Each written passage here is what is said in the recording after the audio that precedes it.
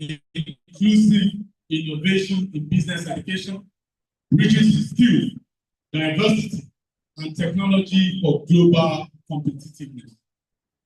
On this note, I would like to welcome you especially our special guest, management members of the college, deans, directors, head of units, head of departments, we welcome you. School of Business, I can't hear you, School of Business.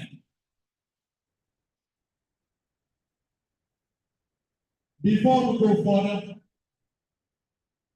we would like to commence this program first with our opening prayer. Afterwards, we'll rise up for the national anthem, and thereafter, we invite our special guests, dignitaries, deans, directors, heads of departments, and other special dignitaries to the high table. Shall we please be on our feet while I call on my HOD Emeritus, Department of Accounting, Mrs. Stashi, to lead us in an opening prayer. Mrs. Stashi.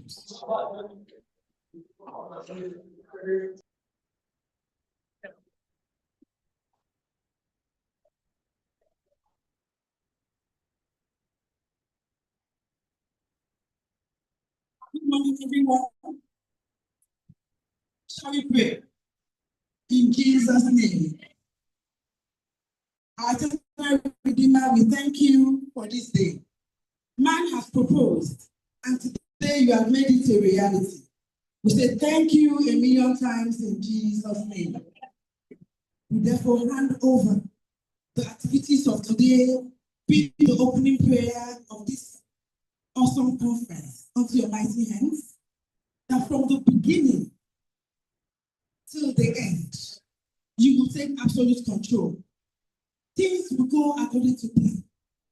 We ask that you give us fair weather. We thank you already because most of the dignitaries are here. And for others that are still on their way, we pray for safe trip to this place. Thank you, eternal reality. Blessed be your name. For in Jesus' mighty name, we pray with thanksgiving. Thank you very much for that wonderful short prayer. Mr. Stashi, HOD Emeritus, Department of Accounting Education.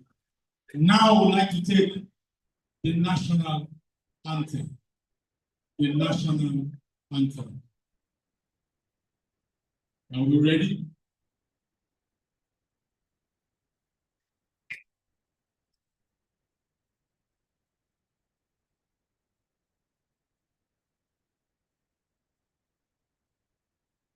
Please let's be on our feet. Thank you. We'll take the national anthem.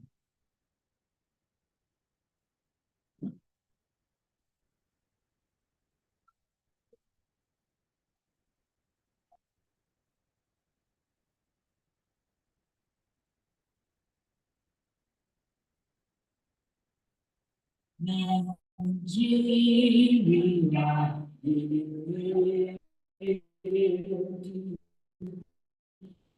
our dear native land, your child of native, big brother we stand. Nigeria, proud to serve as sovereign motherland. Our flag shall be a symbol that truth and justice will in peace or battle honor and this we count as gain.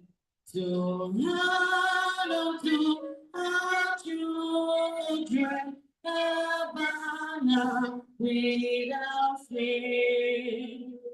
Oh God of all creation, there is a one request to build a nation where no man is oppressed. And so with peace and plenty, Nigeria may be blessed.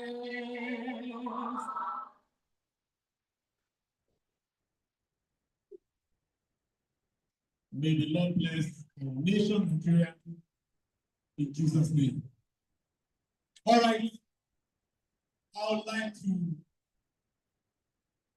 recognize our guests, dignitaries, and invite them to the high table.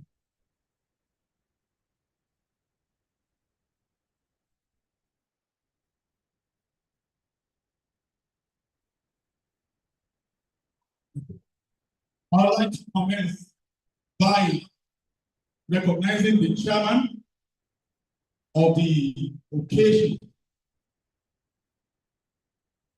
and invite him to the high table. With a round of applause, welcome with me, Dr. Babatunde Fatoke. He's the chairman of the occasion. We can do better. We can do better. Thank you.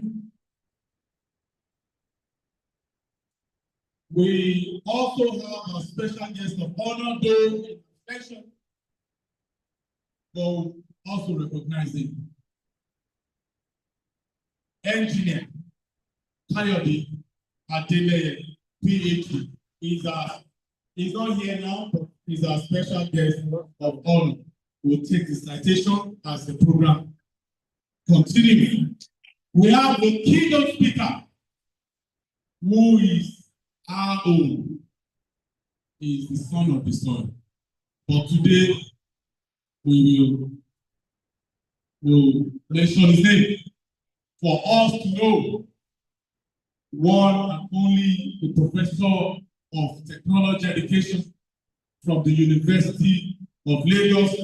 Welcome with me, Professor Fakorede Saheed Olajide. We can do better. He's an alumnus for this college. He's a proud.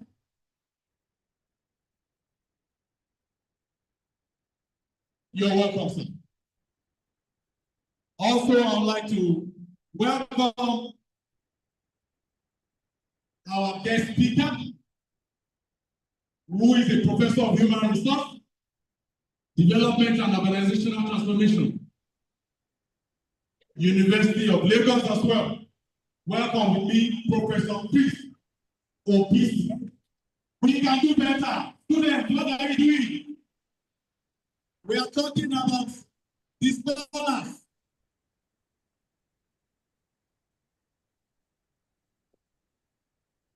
We also want to recognize as our lead paper presenter is also the son of the son. He is one of us, is our own. From the Department of Business and League, Faculty of Management Science, University of Lagos, Dr. Bakare Razaki Daisy. You can do better. You are not acknowledging me. You're welcome, sir. Also, we have one of our guest speakers too, who is the Chief Executive of Career Digest. Welcome with me, Mrs. Joy Chiwoku, to the high table. We can do better. The women are taking the lead. We can do better. You're welcome, ma'am. I want to recognize our own team. If I mention the name we used to call her in the School of Business, She's the most beautiful queen. Look, I don't want to mention others so that you will not. Please welcome with me the Dean, Business Education, Mrs. Rosie Oyechi Ego. Can we clap for her? That's our Dean. She's beautiful. She's pretty. She's wonderful. We love her so much. When you see her, you see men surrounding her. We don't want anybody to steal away from us. So beautiful. I also want to recognize our deans from our sister schools, wonderful deans, beautiful ones, in no particular order. So my dean will not feel jealous. I want to welcome the Dean, School of Business of Education, not business, education, the mother of all school, Dr. Mrs. Oluwakemi Alade, to the high table, ma'am. You're coming to the high table. You're welcome. That's our Dean. I'd love to also welcome the Dean, School of Technical Education, first among equal. When I say first among equal, we understood ourselves.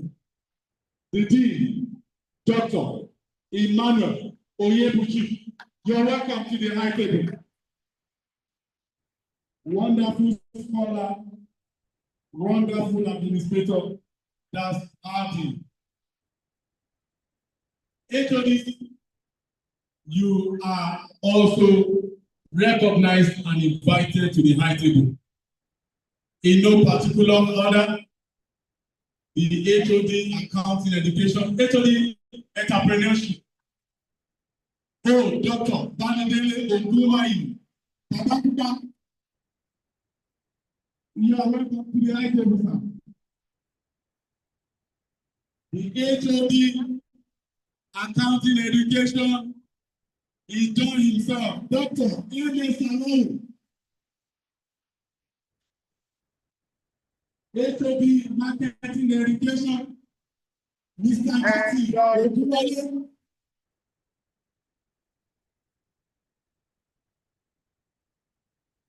The HOD OTME Essential, Mr. J.O. Ibiruke, is a national assignment. He's not here, but we recognize him. It's a national assignment. All right, I'd like to welcome someone so special.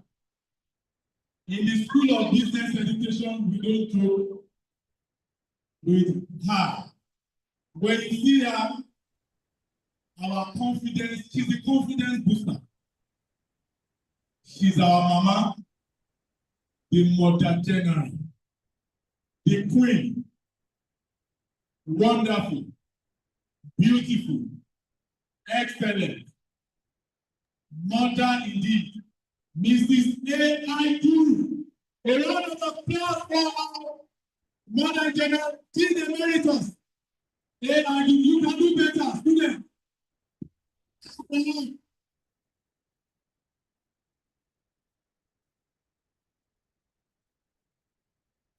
Mama. Wow, she's beautiful.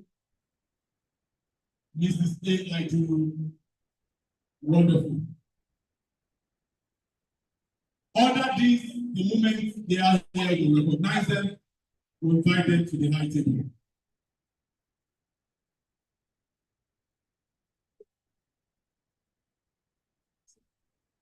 Yes.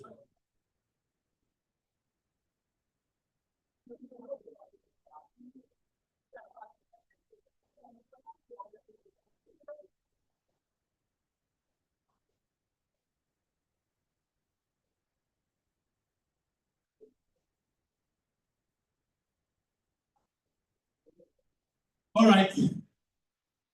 We would like to invite our friend and a friend of our keynote speaker to the high table. He's also a business tycoon. He's from Republic of China. Please welcome Hans Wang to the high table. He's a friend and a business tycoon, a friend of Professor Fakorede. Please welcome to the high table. I also want to recognize our chief lecturers here present, one-time deans, directors here present, in no particular order. I'd like to recognize, yes, for recognition, a one-time director of distance learning, director, academic program. He has been head of department. He is a scholar, he is a guru. Please just recognize him. Welcome with me, Mr. Oti Eishebita. We know him, very wonderful. He's a scholar, a friend of the house, highly respected. We also want to recognize one-time Dean School of Education, Doctor. Yes, if I say doctor, I'm not out of place. But barrister, Mrs. E.O. Adigun. Can we please recognize her? We also have the deputy director, if I'm not mistaken. I almost wanted to say director, but by special grace of God, someday, very soon, she will be a director. Deputy Director, Information Service Department of the College, Mrs. A.O. Erifolami. She's a silent achiever, but very wonderful. I also want to recognize head of department, if I'm not, and is the orator of the college. Orator of the college. Yes, he's the head of General Studies Department. He's my friend. He's a scholar. He's wonderful. And he's the orator of the college. When I mean orator, he's a specialist. Please, Mr. Timo, Dr. Timo, Y-O. Am I right now? Y-O. Y-O. Yes, Dr. Timo. Don't worry, we'll settle it later. He's Dr. Timo. You're welcome, sir. He's the head of the Department of General Studies, School of Education.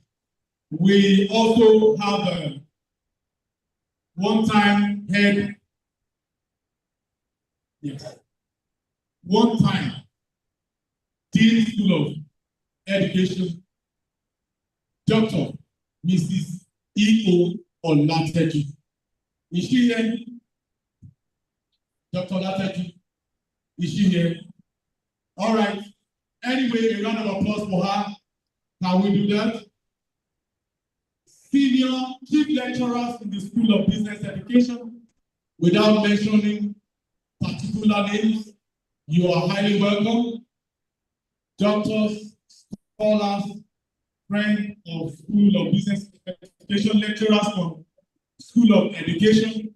I can see some of us, students from University of Lagos, students from University of Benin, Akoka campus, students of the College of Education, School of Business Education, all of you, a round of applause for you.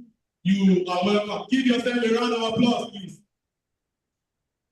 You're welcome.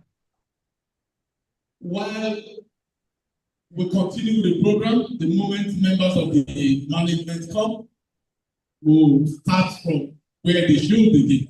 We'll recognize them, then we'll move forward.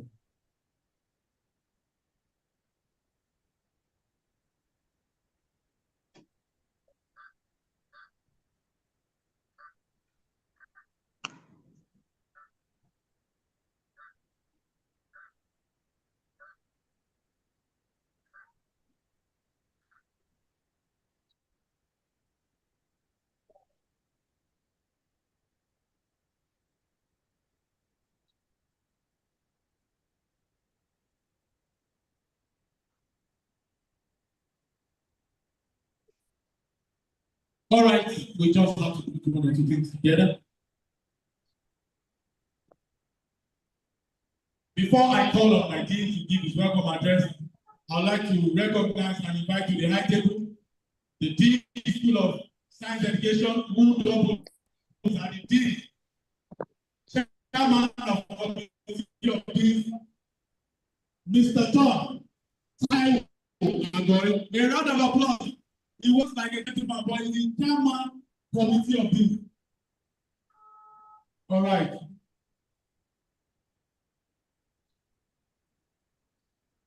All right, I'd like to call on my dean.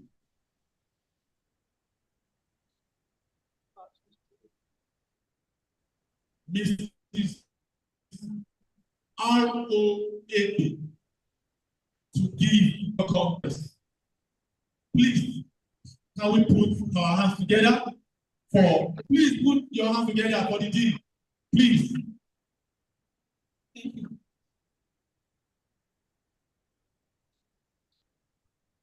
The acting pro. Please, I would beseech everyone to come to page 15 of the brochure. Page 15 of the brochure, the program of events, page 15.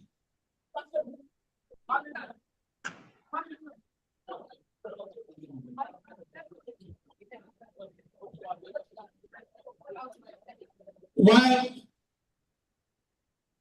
the dean was about to give a welcome address, the college management, ably represented by the college librarian and the college bursar, just walked in. And now we would like to recognize members of the college management. The college librarian will represent the acting provost, who is unavoidably absent, is on national assignment. He will double as the college librarian and also acting for the acting provost. Please permit me to welcome the college librarian, in no other person than Dr. Azino Akukurere. I'm sure I'm right. Can we clap for our college librarian, Dr. Azino Akukurere? You can do better. That's our college librarian. I'm sure you're meeting for the first time.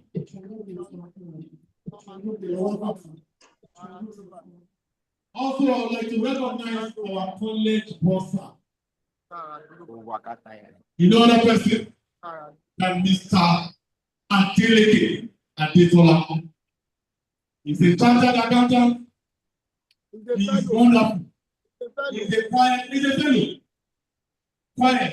Can we please clap for our boss now? I'm not going to see money. You're welcome, sir. You're welcome. May I have the permission of the dean? May I have the permission of the dean? Ordinarily, before she presents her welcome address, we should have taken our school anthem. I beg your pardon. That will be corrected now. Can we have the school anthem, please?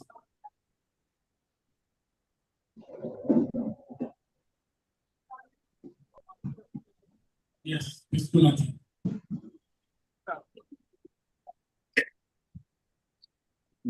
We expect our students to be on their feet. Students, be expected to be on your feet while we render the school anthem.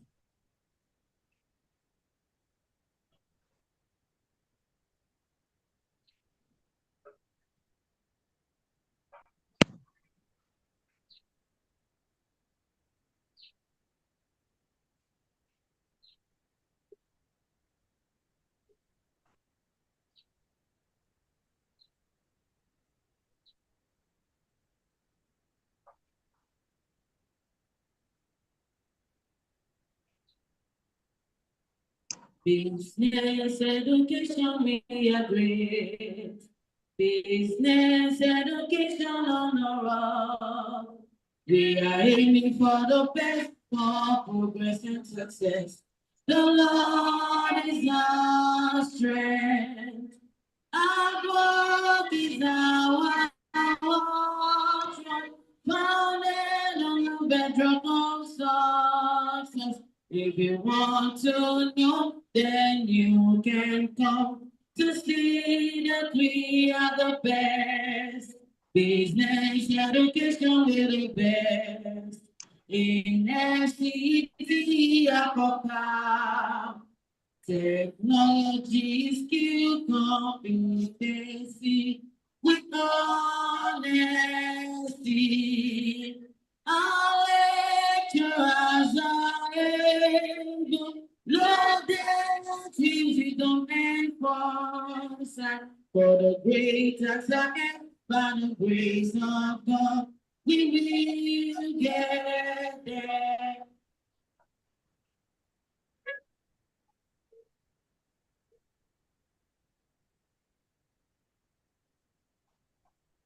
Business education of the best. Business education on the road. We will not relent in a place for the best. We are born great. Arise student of business. We are leaders of tomorrow to shape this nation and the world as a whole. That is our goal. Today, our business, we are leaders of tomorrow to shape this nation and the world as a whole. That is our goal. Today, our business, we are leaders of tomorrow to shape this nation and the world as a whole. That is not good. School of business.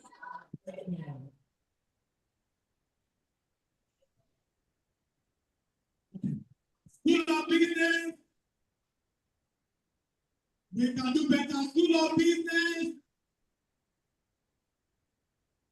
It is wonderful. I'm sure the college librarian acting in the capacity of the acting provost has noted this, and I know the college will recognize us for that.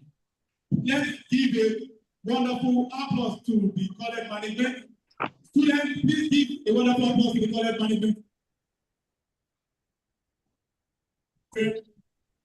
Who is acting in the capacity of our acting provost to chair this wonderful 4th National Conference open the college librarians.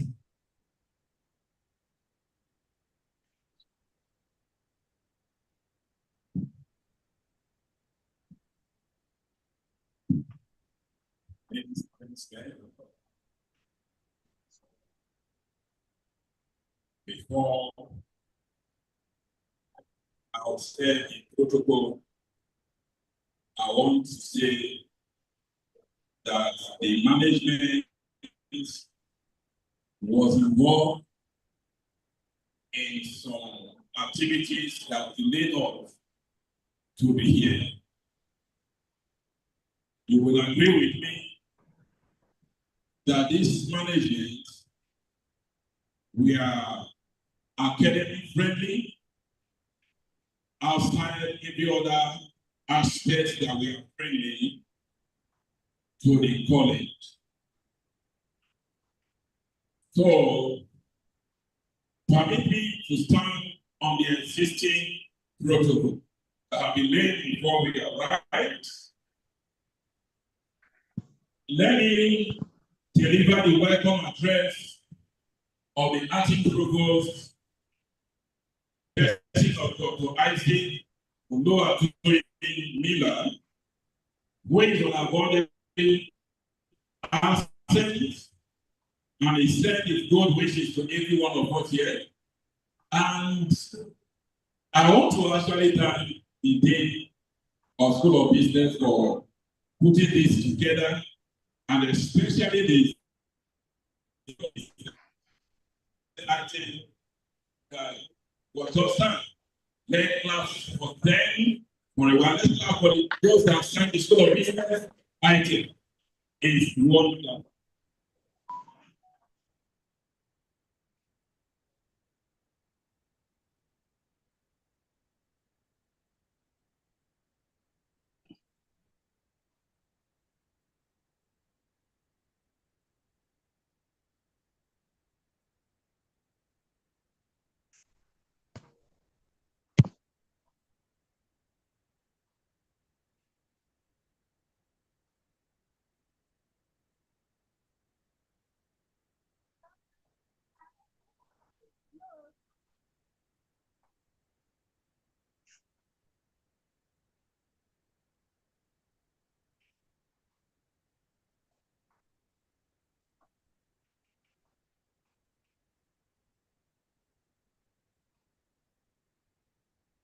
Competitive speaks directly to the transformation shifts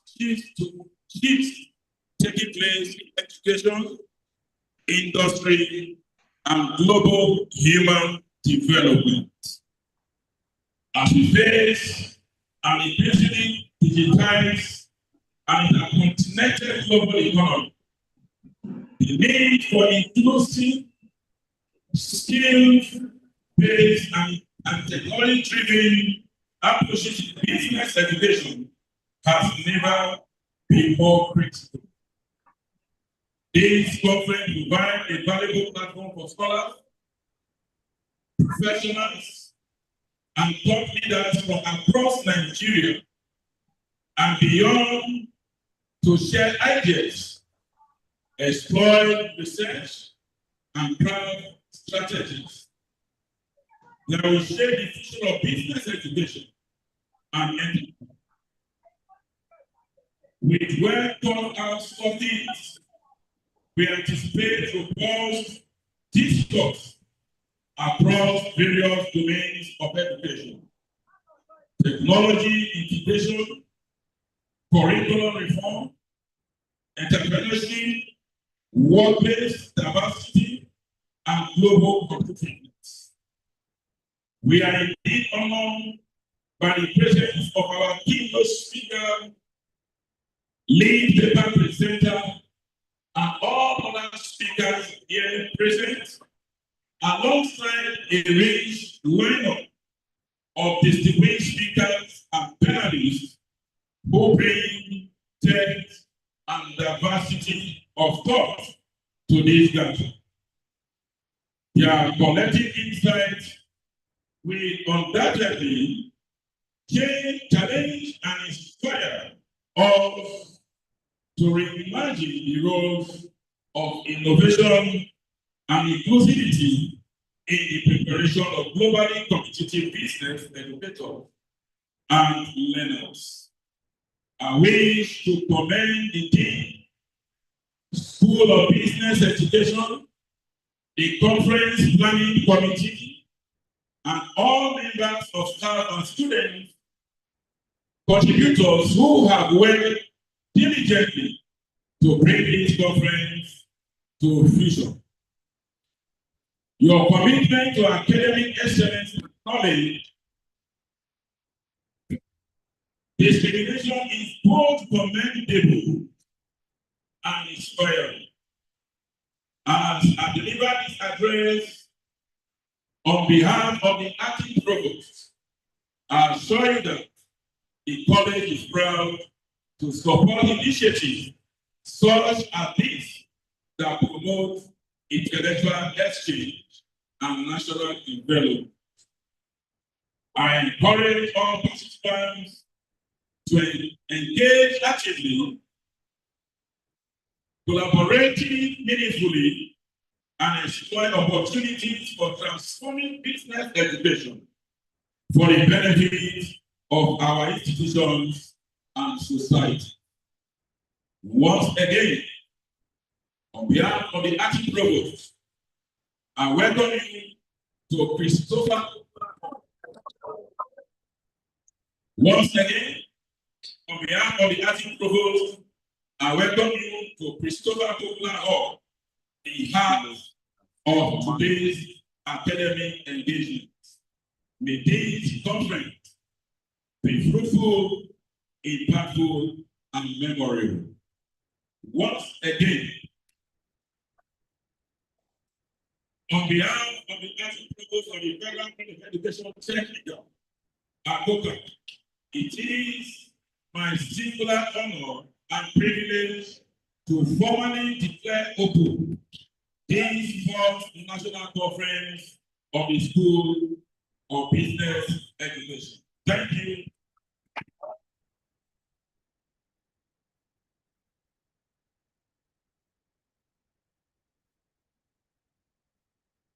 Chicago Portal.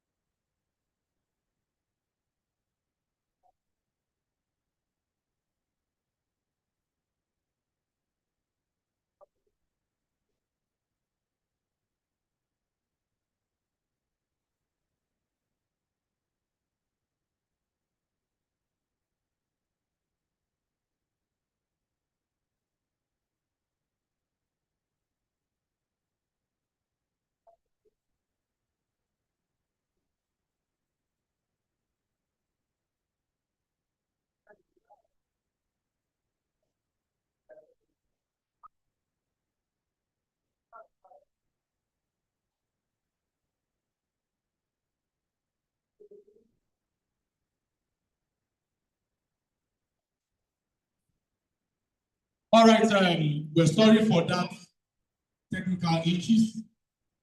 I'm sure they're working on it speedily. I'd like to continue with the program. Thank you, sir, for that wonderful address and declaring the conference open. I'd like to quickly recognize the Dean School of Vocational Education and invite him to the high table. Please welcome with me Dr. I.F. Adeyemi to the high table. Dr. Adeyemi, please. Please, quickly. I'll also want to recognize and I'll ask you to sit down on the front seat where we have our wonderful dignitaries and the person of the alumni president, Dr. Abiodun Ezekiah Adesui, is the alumni president. Please, let's welcome him. You're welcome, sir. All right, quickly, I'd like to invite my dean, Mrs. Aro Ebe, to give a welcome address. The dean, over to the dean. Thank you. I respectfully beseech everyone to turn to page 15 of the program. So, for my welcome address, thank you. The acting provost, ably represented by the college librarian, Dr. Antino Akokurere, distinguished chairman of the occasion, our esteemed special guest of honor, respected management team, guest speakers and panelists, fellow deans and academic colleagues, our dear students, distinguished guests, ladies and gentlemen. It gives me great joy and honor to warmly welcome you all to the opening ceremony of the 4th National Conference of the School of Business Education, holding here today at the Christopher Popular Hall, Federal College of Education Technical, Akoka. We are profoundly grateful to God for granting us the grace to gather again in the spirit of scholarship, innovation, and national development. The conference, as always, provides a veritable platform for intellectual engagement, cross-disciplinary dialogue, and constructive discourse on contemporary issues that shape our field, our society, and indeed the future of education in Nigeria. This year's theme, Inclusive Innovation in Business Education, Bridging Skills, Diversity and Technology for Global Competitiveness, resonates deeply with our collective responsibility as educators, researchers, and policy influencers to foster solutions that will redefine business education for relevance in the 21st century knowledge economy. Let me especially appreciate the acting provost, ably represented by the college librarian, for his unwavering support towards the academic vision of our institution. Your presence here today, along with that of your distinguished management team, is a great encouragement to us all. To our chairman of the occasion, we are most thankful for accepting to lead the event with your distinguished personality. To our special guest of honor, we deeply appreciate your graciousness in your support, which is invaluable. Your presence adds a significance and prestige to this gathering. To our keynote speaker and other resource persons, we thank you for making time to share your knowledge and experience with us. We look forward to being intellectually nourished and inspired by your presentations. To my colleagues, deans, heads of departments, and lecturers, your dedication to academic excellence continues to uphold the integrity and value of this institution. To our students, your enthusiasm and commitment to learning are the reasons we strive to do better every day. And to our invited guests and participants, we're delighted to host you. Thank you for being here. As we begin this conference, I encourage us to engage actively, connect meaningfully, and reflect critically on the various presentations and sessions. Let this gathering not be just another conference, but as a seed bed for ideas, partnerships, and action that will move business education forward. Once again, I welcome you all and wish us fruitful liberation. Thank you and God bless. Good day. Are you sleeping? Please, a round of applause for our dean. Now, I would like to call on the chairman of the occasion of this fourth national conference, Mr. Chairman, Dr. Babatunde Fatoke, can you be on your feet, sir? We'd like to take your citation. Then afterwards, we'll take the chairman's remarks.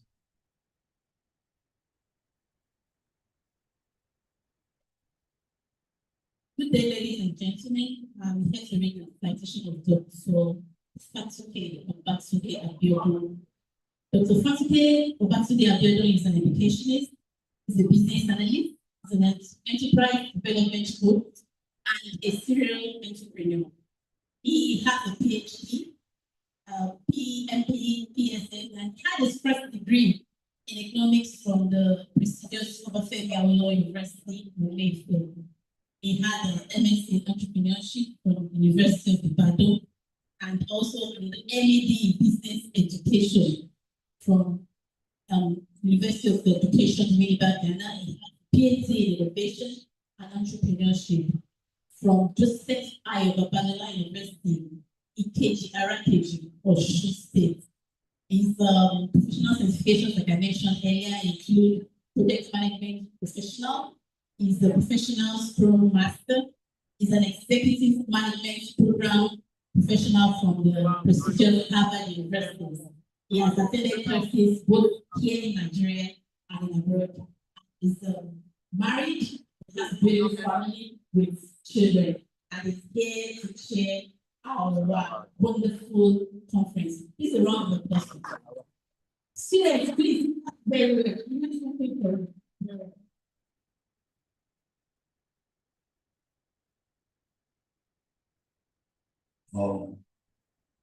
So delighted to be here. Good afternoon to all parents of the representative of our provost, your highly welcome, sir. I also want to celebrate all my former colleagues. But before that, I saw, one of the good things, I'm happy to be here, so excited. And when I was called upon to pick up this oversized worksheet, I said, but the only thing that gave me confidence is I'm a friend of the house. Let me, first of all, appreciate some key people in our midst. I was once a student in this place, though in the junior park, and it gladdens my heart when you see greatness coming out from the beginning. Dr. Oti used to be my favorite lecturer, and I want to celebrate it.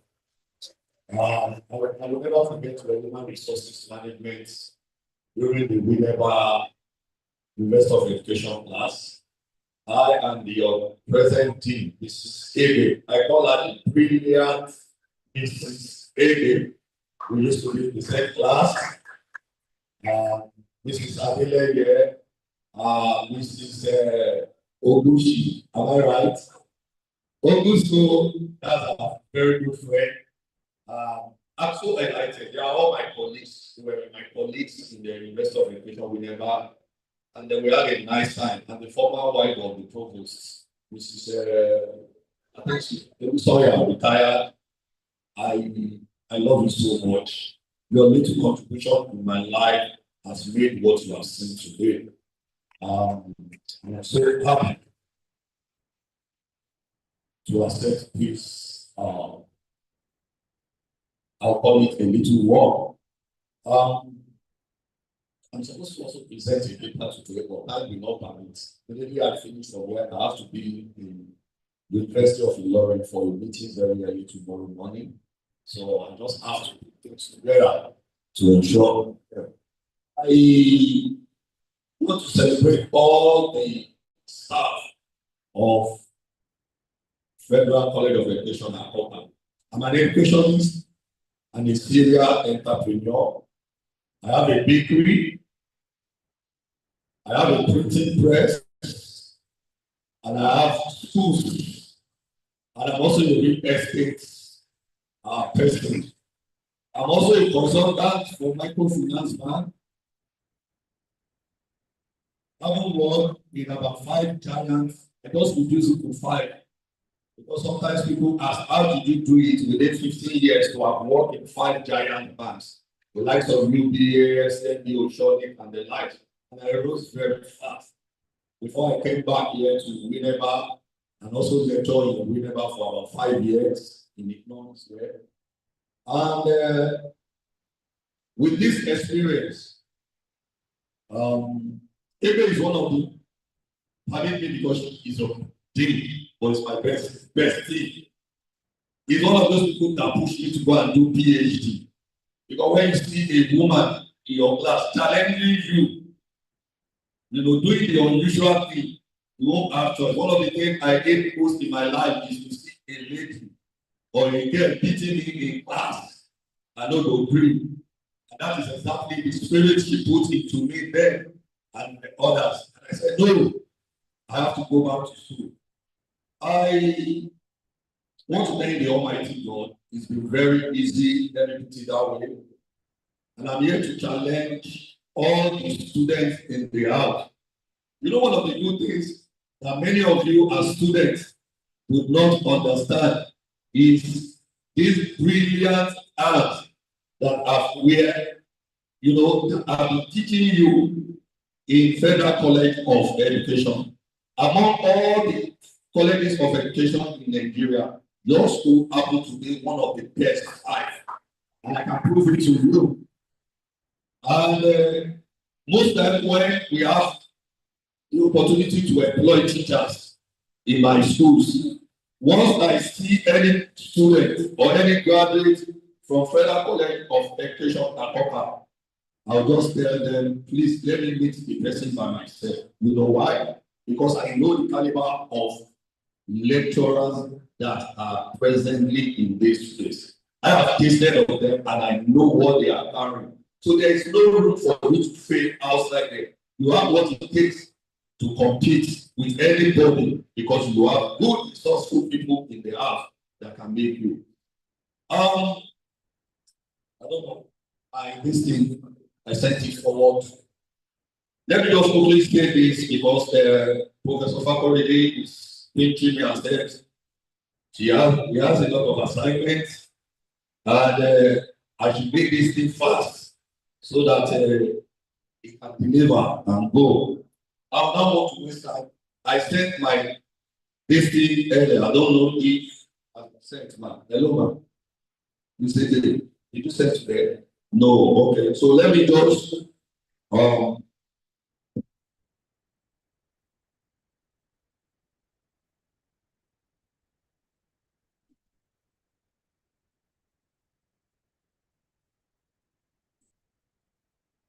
the topic is inclusive innovation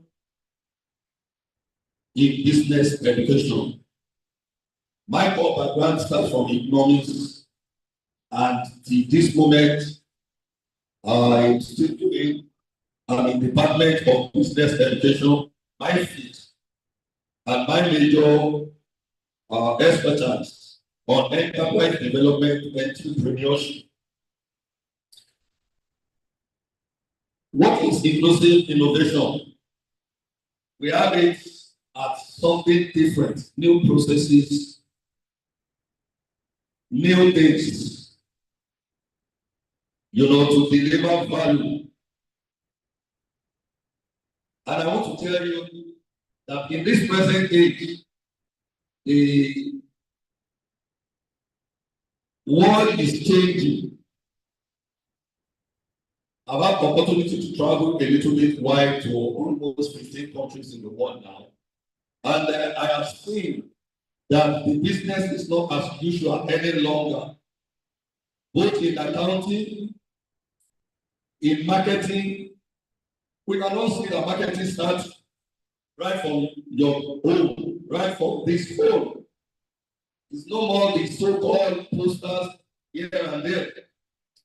If you need anything, you can get it on this phone, through online. And that is part of the innovation platform under the business education. And I want you to know that inclusive innovation is all about disruptive processes to bring out the new thing, enhancement of performances, creating new thing, creating value. According to Scrum Guide, I said in one of my CV, I am a certified master. I don't know, some of you may be hearing me for the first time. I'm talking about even the student. Scrum Master is a new innovation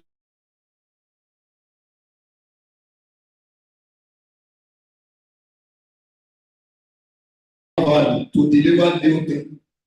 And here in Western West, Canada, US, UK, European countries, Scrum Master is selling very well. You can, throw that line. It is not easy to pass. Tell you, it's a global certificate, just like the PNP. These are all what you will need over time to back up your earnings in the future. These are certificates that earn 6 to 7 figures in hard currency. And what is all about Scrum? Scrum is just a software platform where you can enhance a business delivery, product delivery, value. And this is all about the inclusive innovation that we're talking about. Do not forget all these subjects that we have in other business education like economics, entrepreneurship studies, vocational studies, development studies, social studies, and the like. Say that every of these subjects and the curriculum are changing fast. Yes, it requires a lot of practical, it requires a lot of field work, just like we have in science. We have it. You know why? because we are dealing with human beings. And human beings, behavioral changes regularly. And for you to meet up with this, your innovation must be inclusive, must be practical, must be flexible, must be changed if you want to meet up. Imagine someone seated in the room. I just remember, I said, look, I need to change my shoe. I need to change everything about me. And I have a meeting to attend in the next 1 hour or in the next 2 hours. It is possible now. That is part of the inclusive innovation under the marketing and sales. What you need to do is go to GD, go to different platforms of sales. You can order everything and you can have all these things delivered to you. Unlike before, you are still thinking of the next shop, going to Palogo or going elsewhere to buy. No, the same thing is happening in the food industry. We have a lot of graduates coming up with a lot of us might find it difficult to even book at home because of the schedule of work. Just go online. I want vegetable. I want this. I want that. Online, it will be delivered at your doorstep. Why? Because there is a platform. Social media is really selling. It's selling. Technology is becoming a new thing to be reckoned with. When I went to China, I remember right from my table from the doorstep, a robot went on me. A robot came to my table and asked me what I'm going to take. And I pressed on the button of what I'm going to take. He brought everything back to me. I paid without having any contact with anybody. The same thing in Italy and France. So most of these things are already, prevalent in the Western world. And these are all for the business education. One of the good things about we business educators, we are more exposed even than Mr. Henry. When I was a banker, I have worked in auditing and what's it called? The auditing department and investigation. I have worked in retail banking. I've worked in public sector. But among all these departments, the only department I love most is the retail and marketing. Do you know why? Because you will be exposed to businesses outside. I know how much a Coca-Cola man, distributor make. You want to sell drinks, you will know. They know the peak period, they know when the period are, down. You will be exposed to so many realities of businesses. And that is one thing about a business educator. It does not end in the classrooms. And that is why the curriculum must be changing, must be laced with a lot of practicals. The same thing as a business analyst, you need to be reckoned with using some of these tables, graphs, to make quick decisions, to do some projections, and you will meet it that way. That's just the way it is. All this inclusive thing, it's all about the changing technology, the changing platforms, and the way things are going. It does not end in the textbook. And I can tell you, you cannot lose your job. Because the thing going on now is, do you know that even in the health sector, you can stay in your house, we call it telemedicine. You talk to the doctor right from the phone. They prescribe drugs to you, HMO now. They will bring the drugs to your house. You start taking it. When you feel otherwise, you call them to tell them again. It happens in surgery. Now there is a machine that can take care of fibroid without splicing you. A machine around 3.54 million.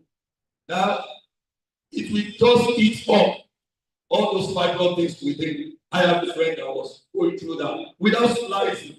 So, technology. I met some of friends in Unilag recently, and they were telling me they don't even know some of their students because lectures are being delivered through platform now. They don't even know. You submit your assignment, they mark you, you see your score without even meeting your student. So things are changing, and it's high time we aligned ourselves to all these inclusive innovation that we deliver the future to us. What I'm running up, I want to tell you, for those of you that are students, content creation, most of them they don't know what they are doing. They are eating up our data. Of recent, my daughter went to UK for her master, and normally every week I'm supposed to send £300 for her transportation every week. And because she was a content creator before she left Nigeria on relationship for singles. And most times she doesn't ask for this money. And I asked, you are not asking for the upkeep any longer. I said, Daddy, don't worry. I said, you want me to start sending you money. Where are you seeing money? He said, do you know in Brazil, in different countries, they want to commit suicide because of relationship. I am doing relationship therapy for them. And they are paying me pounds. They pay me in dollars. Content creation. All the way from Nigeria. And you know one thing, I almost took all these things when she was traveling to UK. When she was packing all those things along, all the things she was using, I said, for what now? He said, you can take all my food stuff, but this one you can take away from me. And I can tell you for free today, she's doing well.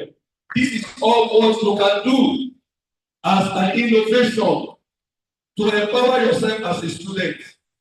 This is what you need. You can start making money as a student and you still make first class.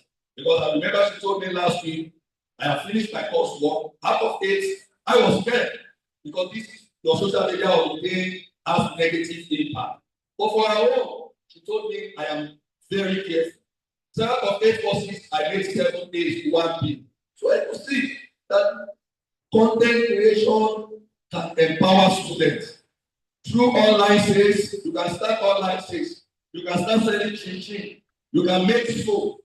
From the business education, I expect to see a lot of products being displayed around here from business educators. Yes, accounting software. Now they are selling accounting online. I belong to so many classes online. They are selling apps for different subjects, mathematics, differently. So as a student, don't fall out.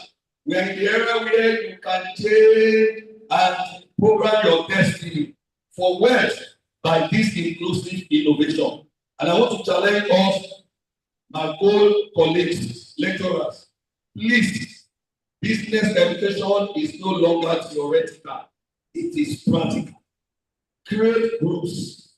Give them work to do. Give them businesses to do.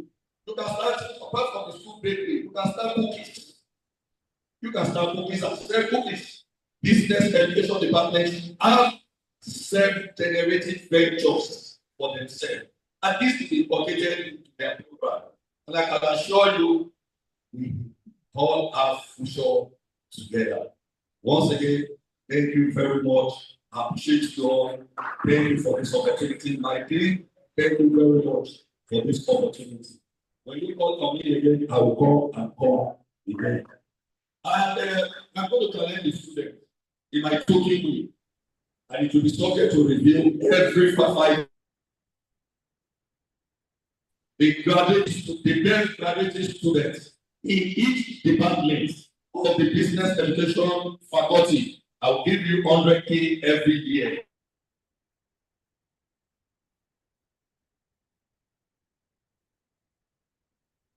Because of the purchasing power. You know, sometimes when you need 100,000 and 5 years time, it cannot even buy. Okay, so I will go for the best graduate student to challenge us that we can be the best. This school is one of the best. Please learn in lifetime. Thank you. All right, can we give our chairman a round of applause? Students, you can do better. We'll be having an interlude cultural display. Where are those to do that? Cultural display, interlude. Quickly.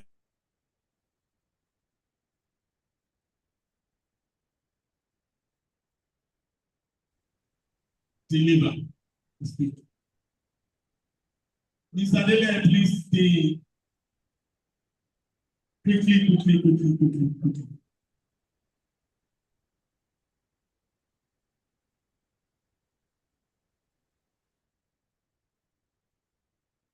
Okay, the cultural, please just hold on a little bit. You can set, just hold on. All right, because of exigency, I'd like to take the keynote speaker. Please, Professor, be on your feet while we take your citation. Prof, be on your feet, we want to take your citation. Madam, citation. Quickly, you can paraphrase. You can use the mic there. Citation.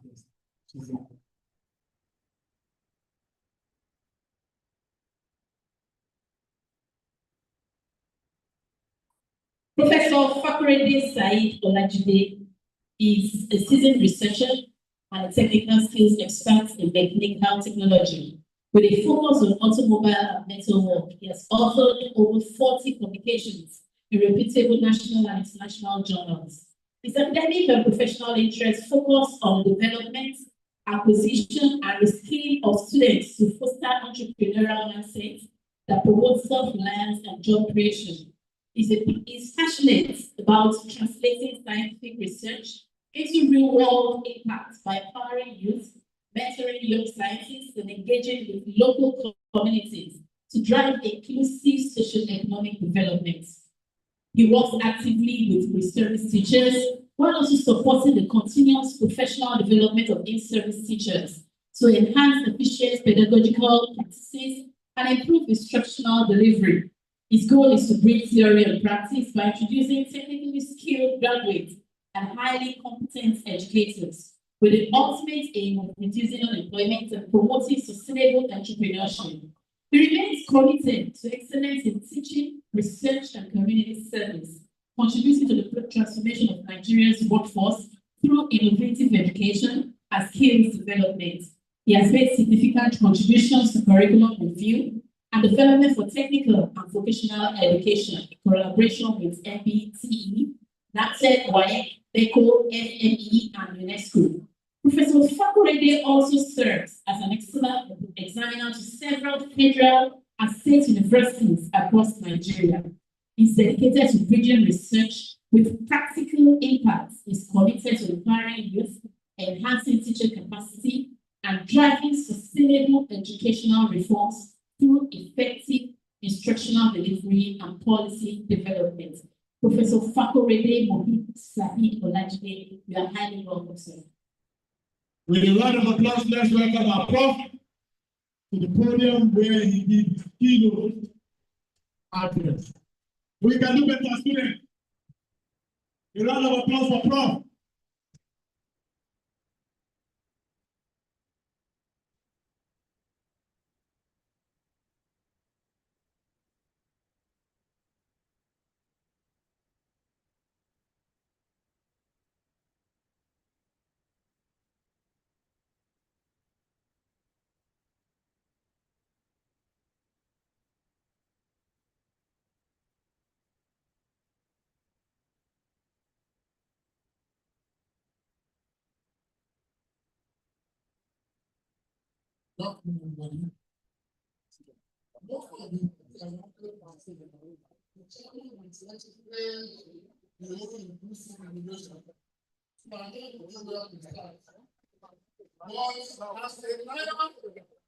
As somebody who came from the only university decided that I should not continue to see.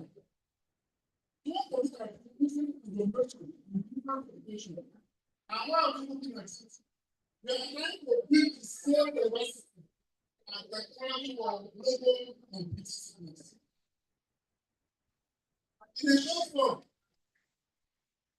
I am George, I am Dr. Sanders. I am talking to my senior colleagues, and some of my students. When we look at inclusive innovation, what are we trying to do? We want to bring in all the stakeholders that has to do with education to how education is being.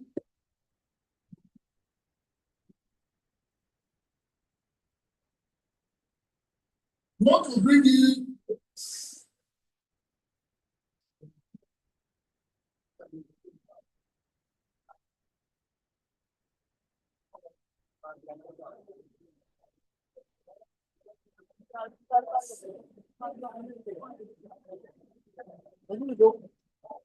sit down, listen, you know, I do like this.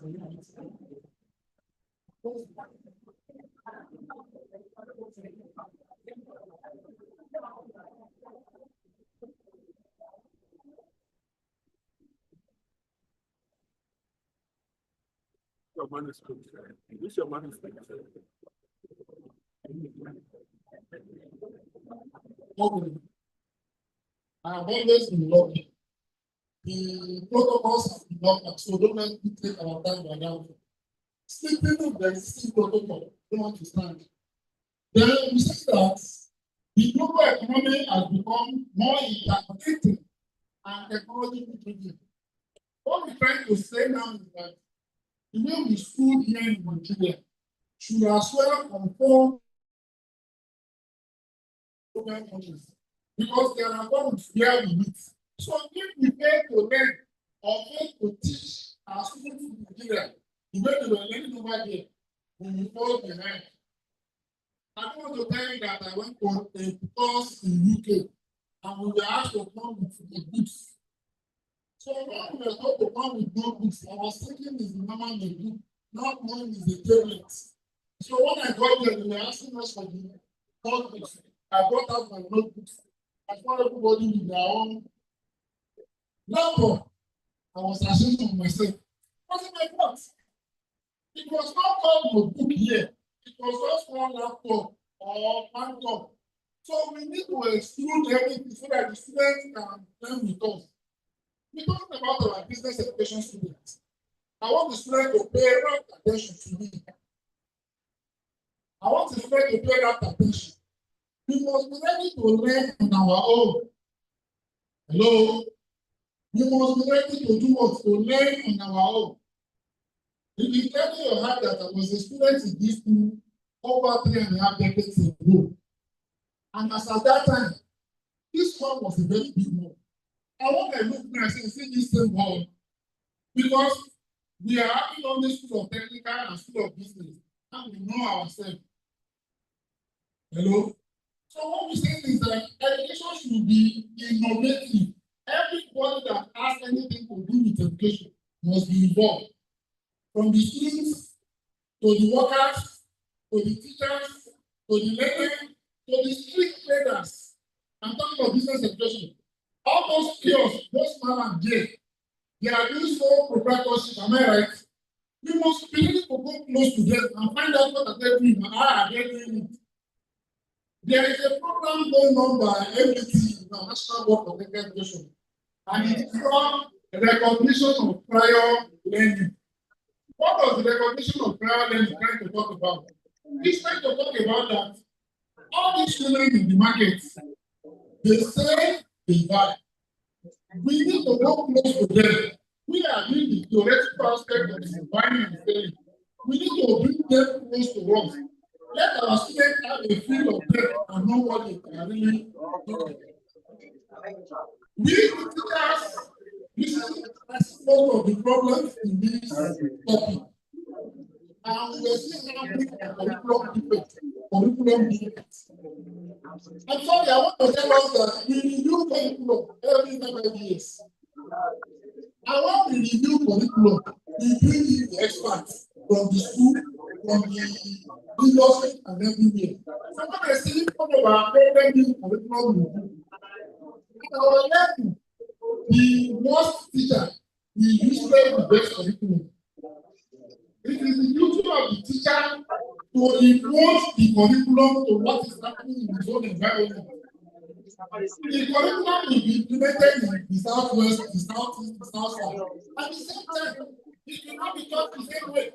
Each teacher should passionately influence giving their environment so that the student can benefit from it.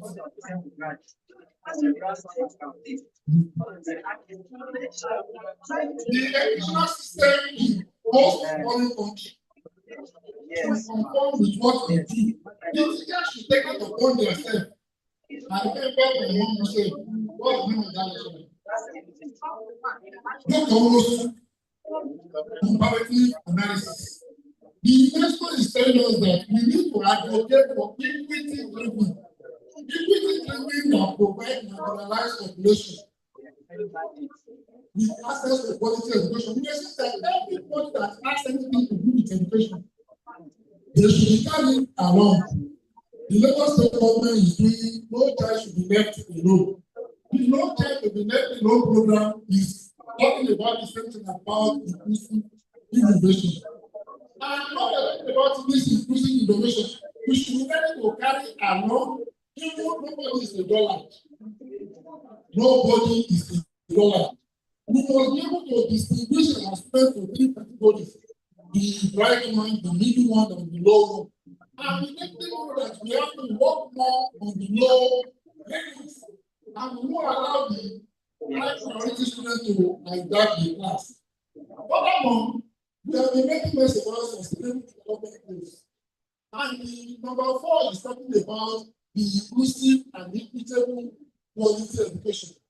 When we talking about inclusive and equitable quality education, whether you go to Federal College of Education, whether you go to Lagos State Education, they are being using the same curriculum. And teachers should take it upon themselves to carry all the students along. You see, in engineering can afford to mark a paper and the student will get 0 over 100. But in the College of Education, if we talk the teacher on the phone that have I really taught this course? If they have really taught the course, the student should be at least first. So many times when I'm hard and I saw my student performing below average, we shouldn't leave them. They should be inclusive. They should get equal education. We should carry them all along. And how the way teaching is being done, when we should in the College of Education is not the same now.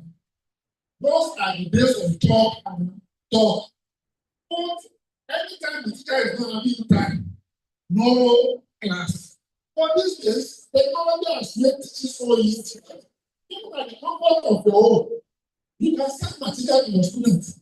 You can even hold class with them. So everybody, there are some students that they are sponsoring themselves and they go for one business or the other. Occasionally, let's give them the chance to be part of the class. Really, it fits into our pockets. Like even in these places, there should be internet connection. Students should be able to learn with ease. They should learn on their own. But I think our management are here. They should know the importance of the internet facility to students, and not every one of them can afford to buy internet. I am sure that we will hear our message. We need internet in our premises like this.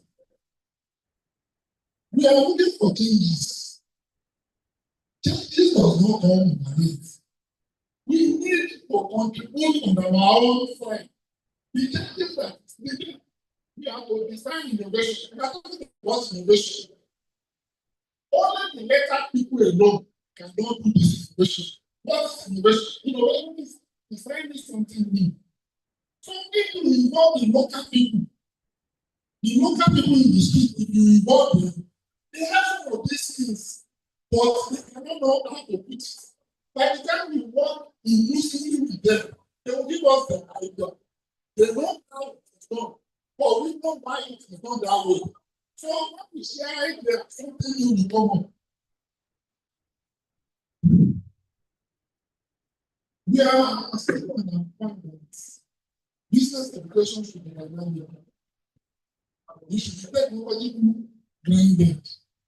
When we are talking about dynamism, something that is moving, not that what we learned 30 years ago is still what we learn now.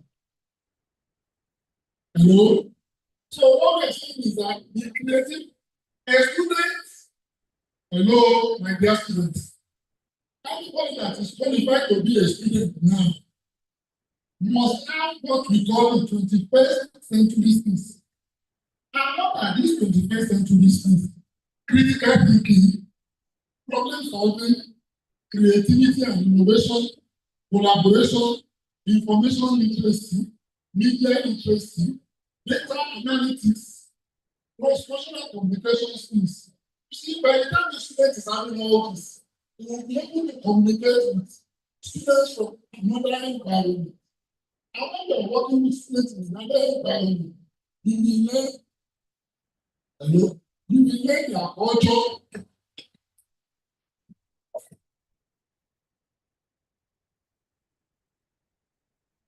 You know, when you work with students from another environment, you will learn about their culture, you will learn about the way they do things. And by the time all this is going on, you are not just learning the cognitive aspect, you are equally learning the affective, human, and the psychological. Hello. I don't know what happened to the students. They are busy talking. They are not with us. Hello. The new taxonomy has assisted us in this. Education cannot be done only on cognitive aspects. It has to encompass the cognitive, the affective, and the psychomotor domain. And when we're talking about the cognitive domain, it's talking about systems, which is the knowledge, the comprehension, the application, the synthesis, and the evaluation. A student may be very brilliant, but if the behavioral aspect is not okay, the student will not get it now.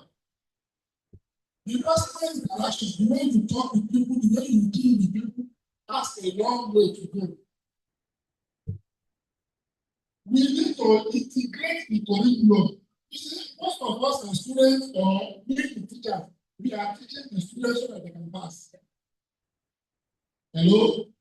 These students are being taught for them to pass. That is what they call a cram. No. Most of them, we don't relate what we teach to them or their environment. Or allow them to do what we call the critical thinking. When we are giving questions to them, we are giving them define, list 5. No, let us make those questions to be practically embedded. Let them be able to think. Let them be able to put their assignment to that show and see what comes out of it. Now, we are talking about Nigeria context. One of our past presidents said Nigeria youth lazy. But what we ask ourselves, are we really lazy? The Nigerian lazy of today needs to make money. They don't want to learn anything. They don't want to learn any skill. And the only money that is being spent in the education market today is skill. Hello? The only money that is spent in the international market today is skill. If you say you're a business educator and they are giving you a computer to work with, it's not my own thing. To employ somebody to do that. You should be able to do it. Hello? If you say you are a marketer, you should be able to do the buying and the selling and profit before you can teach it well. Before the student, you know it very well. What the announcer is doing, the announcer, is that we want to remove basic technology. We want to remove business education in the secondary school. We are bringing in a set of courses that has to do with the involvement of the students. How do they be involved? If you are teaching agriculture, there should be a farm. The students should be involved. Let them do the practical, let them involve in the buying and the selling. Let's see what comes out of it. If they are teaching entrepreneurship, something should come up which you have to enterprise about what you are teaching. If the student will sell and make money, they will be interested. A student that can be involved in the practical aspect of the work, you don't need to explain to him. You don't need him to cram what you say when it comes to exam. He will be able to explain better, practically. Okay? As a government has so many initiatives. But the only problem we're having about our curriculum and policies and implementation. There's a lot of flaws in our implementation. When it comes to implementation, you don't really need it. When it comes to our theorizing, you have a lot of ideas. The Nigerian can bear me witness that he has a lot of projects to drive the day in our goals. Who is that person that is visiting the projects to be out what can be practicalized or implemented? year out, projects that no use. All the students, the people copy and they move. My friend said it is very difficult for them to get aid. I said, for people to get aid, because tell them what you are deciding that is me. I wanted to do my PhD. My supervisor said, come and bring a topic I have never had before. And I was worried that the ordinary master would go and bring a topic that a professor has never had before. We ran and told the metro, able to do it. We need diaspora collaboration. Even if we teachers are not going overseas for international conferences, we need to find a means to collaborate. Until you be able to collaborate with them, they won't know what is the environment and it is only when we have this exchange that we can move.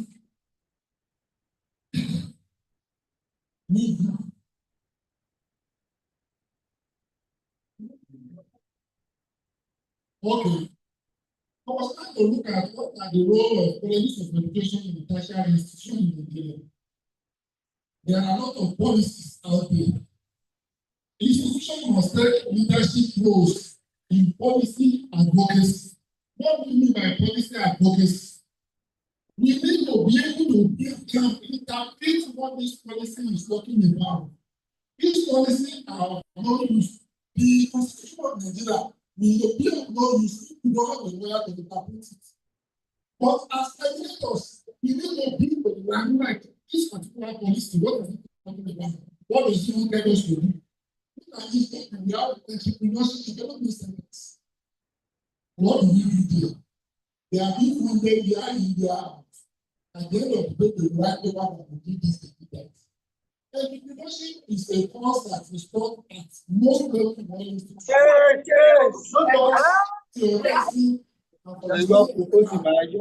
are involving them practically. Also, I said,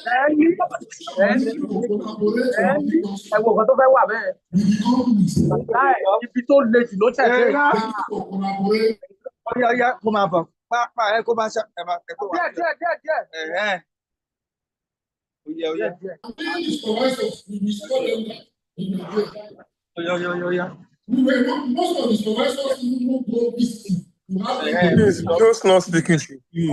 Mute now. We get your wisdom. When we are talking about inclusion, we are talking about even the less privileged.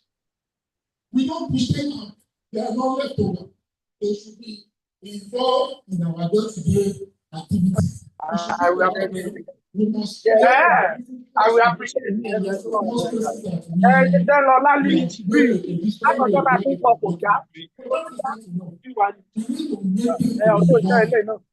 of those people they can read, but we need to get before we can bring that what is in there. Now we are talking about challenges. These challenges will continue. If as a professor, I cannot even find out we need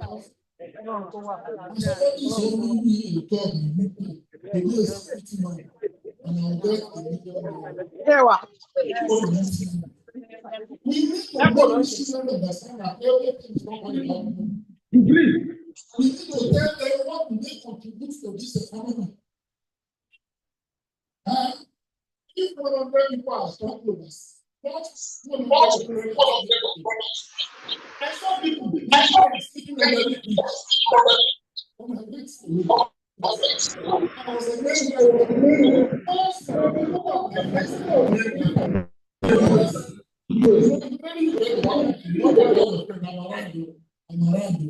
I'm not discouraging people who wants to that man. But I'm saying I checked my hotel in the week. They come and visit me. They want me to take them out. They want me to feed them. They want me to buy them. What are you doing here? I'm telling you that this man can still buy here. Because it has become a shame. I had a brother who was doing well as an SSS officer. Then around the 70s, there's a lot of money in the SSS. And not that bad. Then we were 20 years later when we met, he came home. he has to visit some of his junior ones that he left behind. And he said them, he said, "You know, I'm not it, Lord. Anybody who will make it here, who is hard working to make it here, will make it here. We have to make it push. I don't know people do here. I have a compound. About 4% to me, I should be able to say, can't you walk? Position. I said, "Come and get your job. I know that's okay. I have to not say, come and read it. I said that. I put out on my second. I met my mom to be identity. So when they say Nigeria use and this, we need to start thinking. I must tell you, most people whose fathers are landlord have not be again. They relax. If you see the people that are making it, children of teachers, children of the market traders, all these poor people, they are the ones who see their children. I was thinking one day who had this thing down. And I said, I don't know, okay, how do I know what this is? She said, if my mother should see me with answers, she said, there are different types of apala, Ibati, Ibama. But these days, even when you are teaching them in the road to run notes, they are still doing it. Give them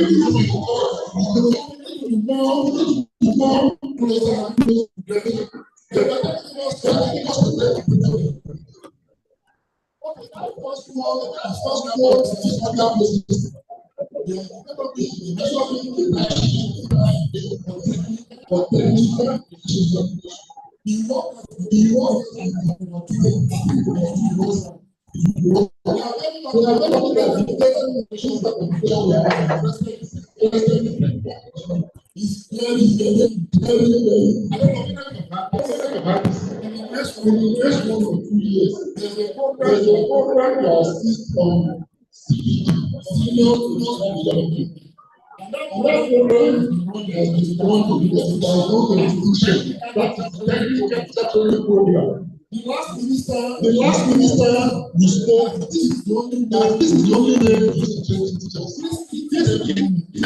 it's not enough.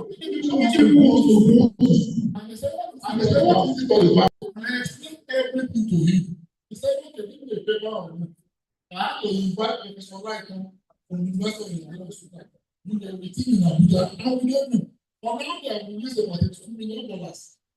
From this session, 60 people come out again. Then capacity building for educators.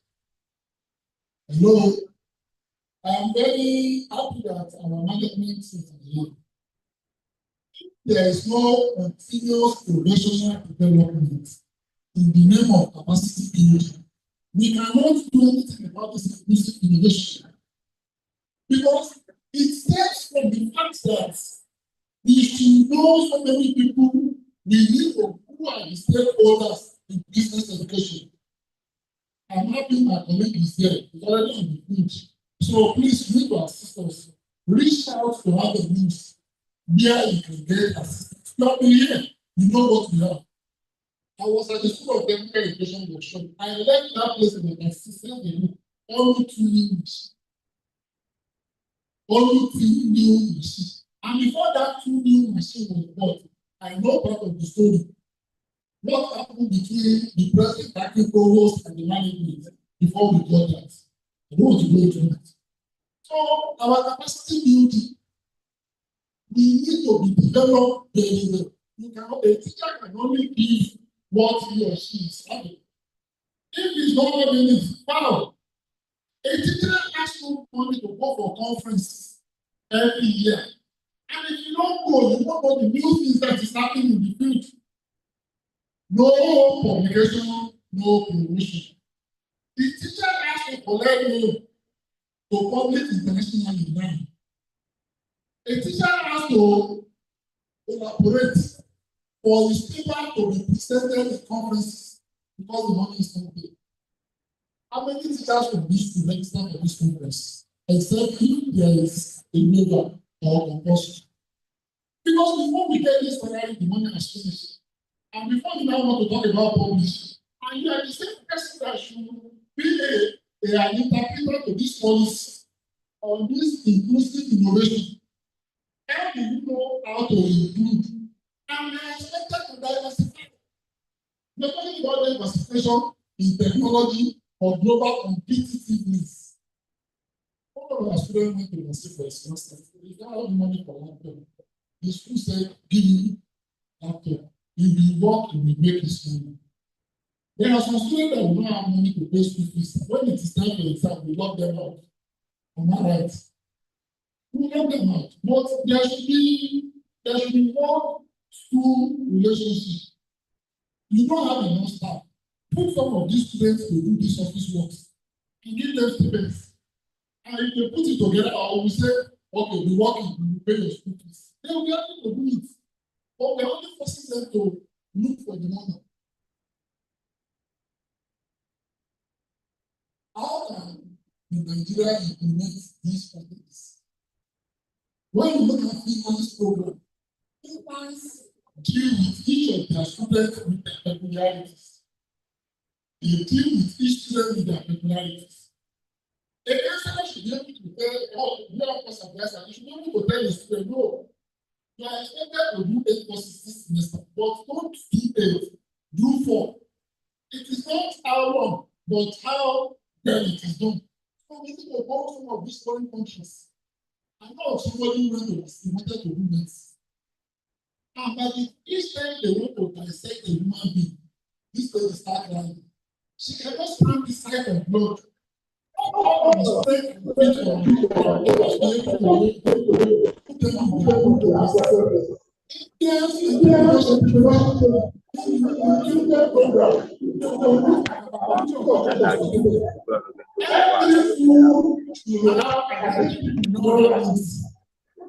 don't see why business education, school of business education, you don't have a very big business center. Everybody is working on the time.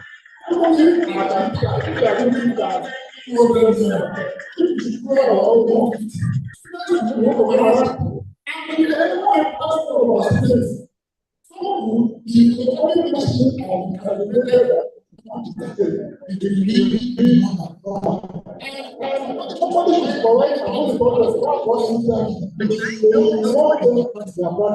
The South African model, because of South Africa,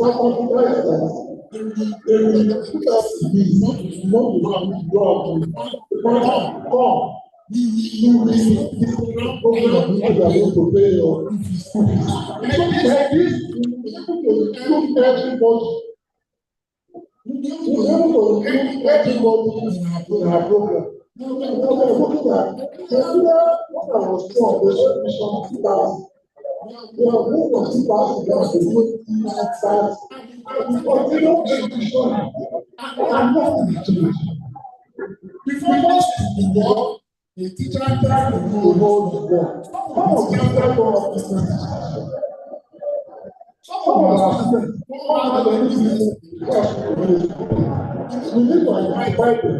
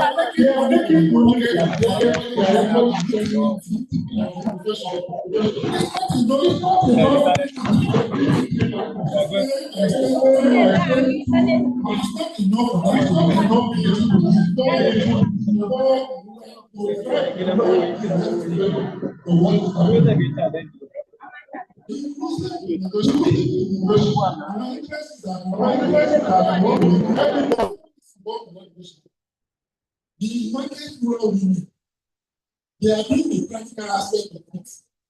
They are involved with the Sacramento in we should not be involved with the competing domain alone.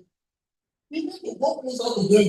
You see, you cannot retire today and carry your money in that business. So, the way you don't think is the way they will start to come back home. The market is ready to leverage you. So we need to tell these students the nitty-gritty of this business. Look at our order. When we finish some business education, we enter into business. And he said the committee that he has selected with the affecting that we know is managing it and is doing well. So we need to tell these students that when they finish, they shouldn't look at job. I have a friend who learned mechanic outside. He collaborated with somebody who like this at me. And they have a very big automobile workshop. They have a very big automotive workshop.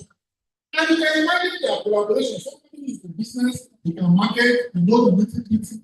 The other one, they can repair very well. When they came together, they were flourished. He knows the style of beating the big men, collecting work in big companies. His own is to be the work. The mechanic one is to do the repair. And then he told it. We're talking about diversification. We will diversify, we will not send us into our area. Let us look at the community. Let us know what our rural area. I have a friend who asked me what city they have a farm producing cassava and they make garri with it.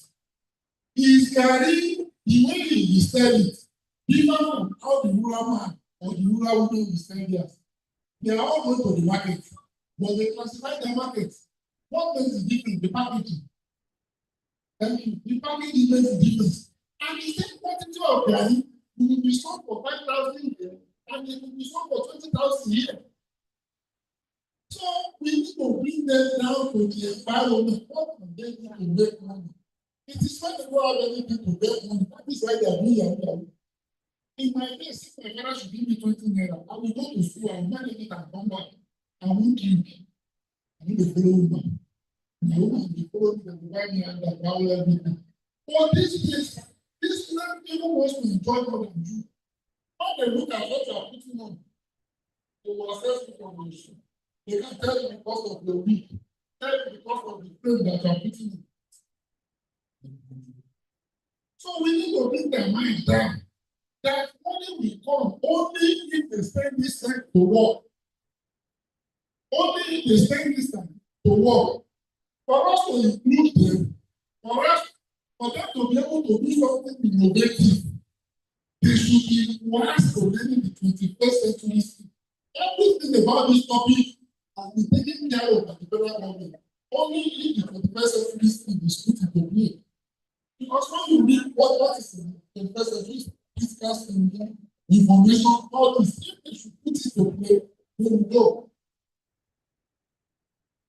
In conclusion, inclusive innovation in business education is not just an academic theory, but a transformational imperative. Right? To achieve global competitiveness, we will stay inclusive solution and embrace diversity and leverage technology. We cannot leverage technology if we still don't have access to the internet. We need to, we are stakeholders, we are one of the stakeholders. As stakeholders, let us forge partnership with you. Okay. Let us forge partnership, invest in innovation, and commit to a vision of education that is accessible, equitable, and globally impactful. The future of Nigeria and indeed Africa depends on every one of us.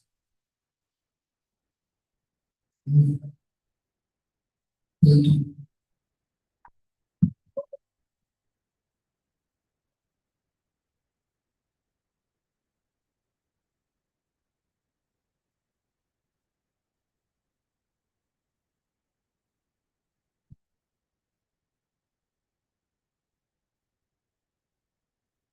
We can do better.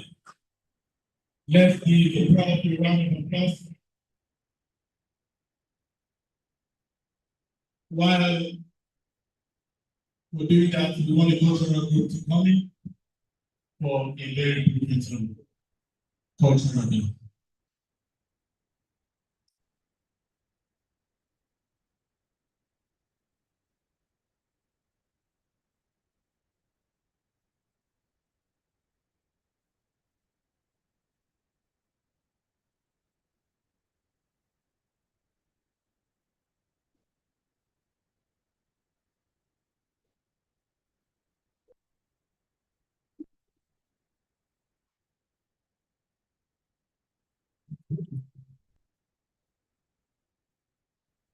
If there's any question,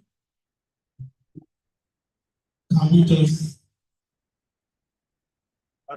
signify any question before Prof leaves? Any question? All right, Prof, there's no question. A round of applause again. All right. The cultural group, please come on stage.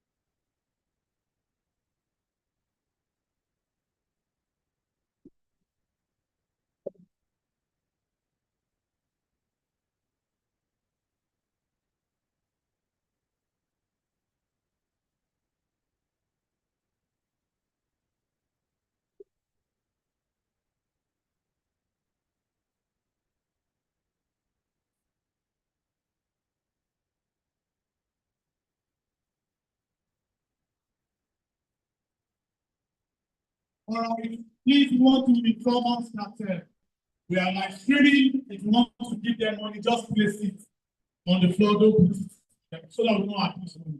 We don't want to commit money laundering. Please, it's live. The program is live, 10. So please, live streaming. So we need to be guided. All right, quickly, I will want to. All right, now we have the newspaper presenter. Please bear your feet. Let's take your citation. And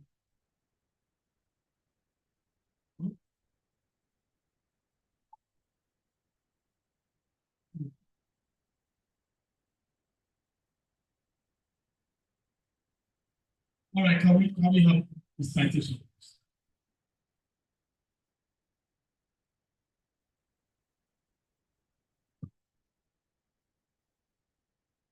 Dr. Bakari, research from DSC, the seasoned researcher.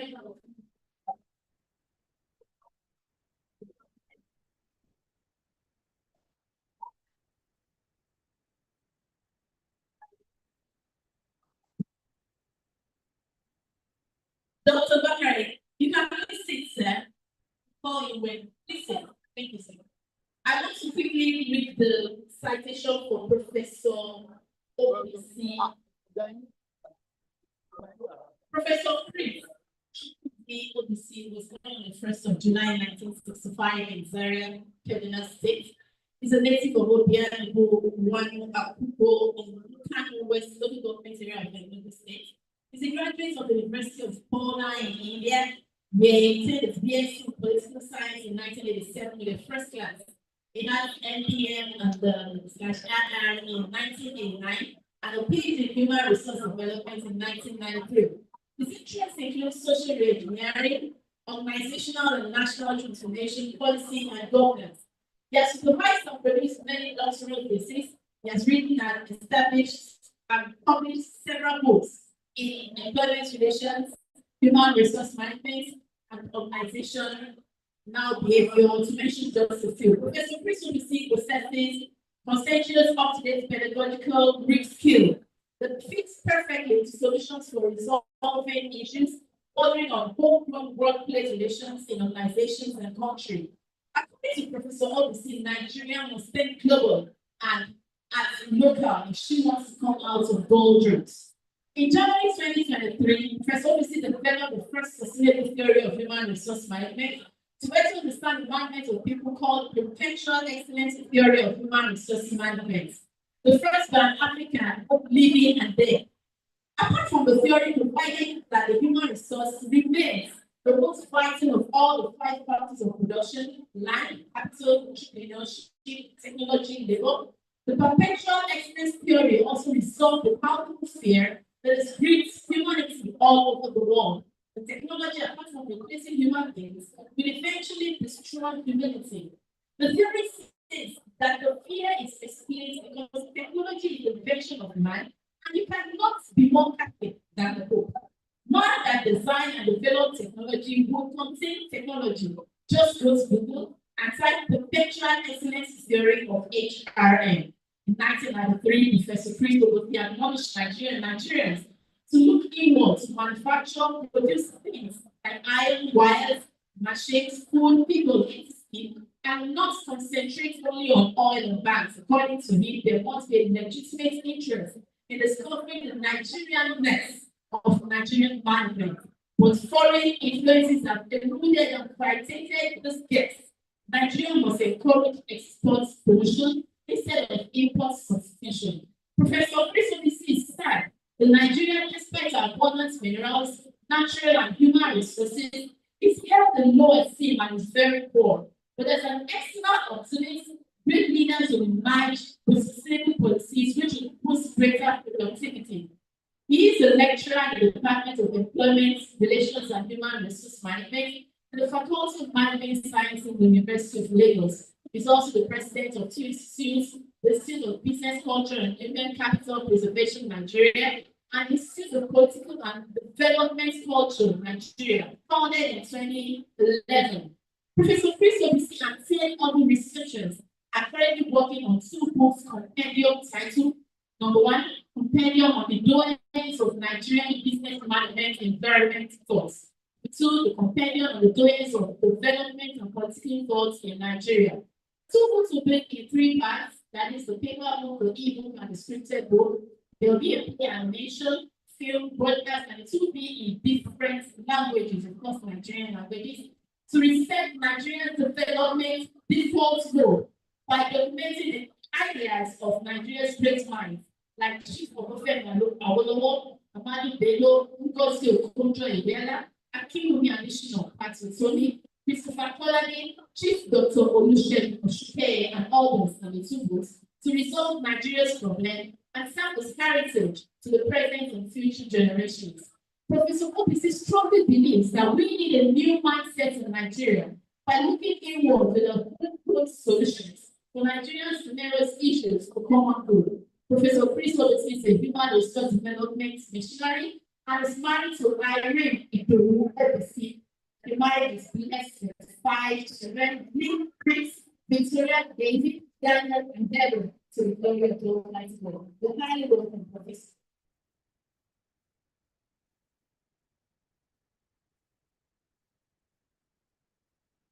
Hello. Hello. We want to stand on already existing protocol. But first of all, we want to thank the organizers of this 4th National Conference. Look at the theme of this conference. The theme is apt. The theme is relevant. And that is what Nigeria needs today. Let's start with inclusion. The major problem that Nigeria is facing today is lack of inclusion. We have to include everybody in the running of the affairs of this country if we want to move forward. We go to the second point, which is skill and capacity. Anybody who doesn't have skill cannot do much. You need capacity to be able to achieve results. If you look at all the people who are making money today, Mark Zuckerberg in technology, Bill Gates, all of them are in technology. So the way to go today in Nigeria and Africa and the world is through technology. We want to encourage everyone that technology is an enabler. Without technology, you cannot do much. Most of the problems that Nigeria is facing today, if they apply technology dutifully and sincerely, most of the problems the country is facing today will be solved, including election problems. If Nigeria had adopted technology, in other words, you go to the polling unit, you vote, and they transmit electronically your vote to IREF. That is the only option. There shouldn't be any need for manual going to collation center. That's the problem we are facing. So technology is the key to progress of every country, every organization, and even human beings as a whole.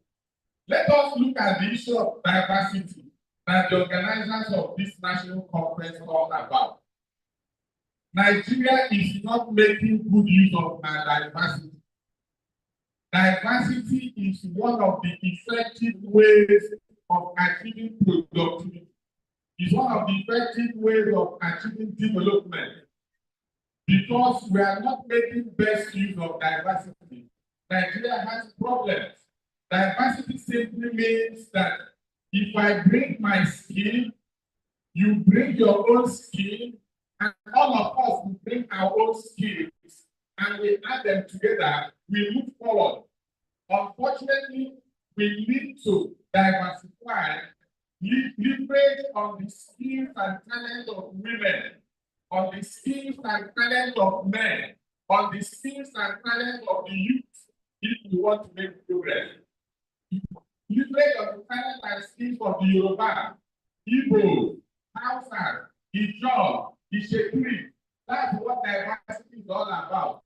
Bring all of them together make best use of their strength, make best use of their energy to better the country. A situation where one section is the one taking charge of the country is against the concept of diversity. And let's go to technology.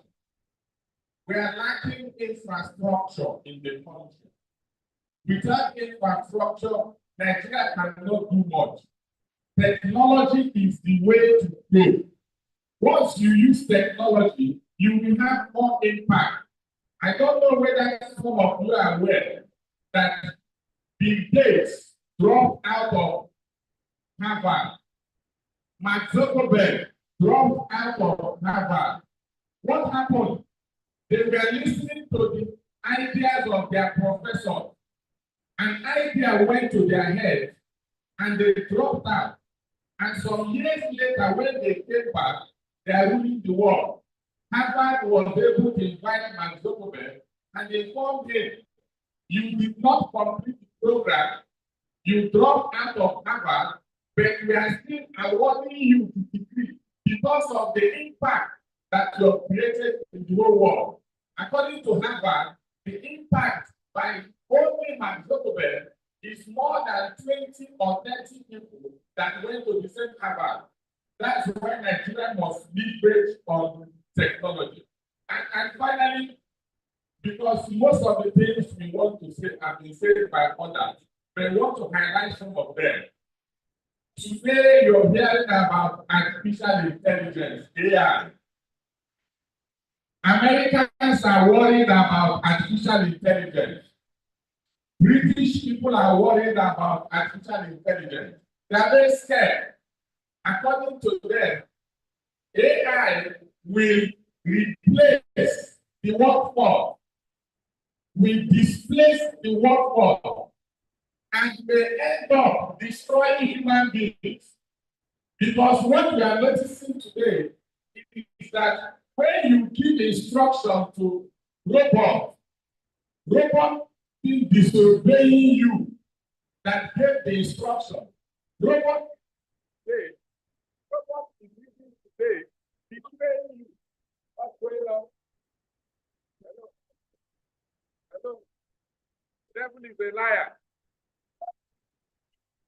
Devil is a liar.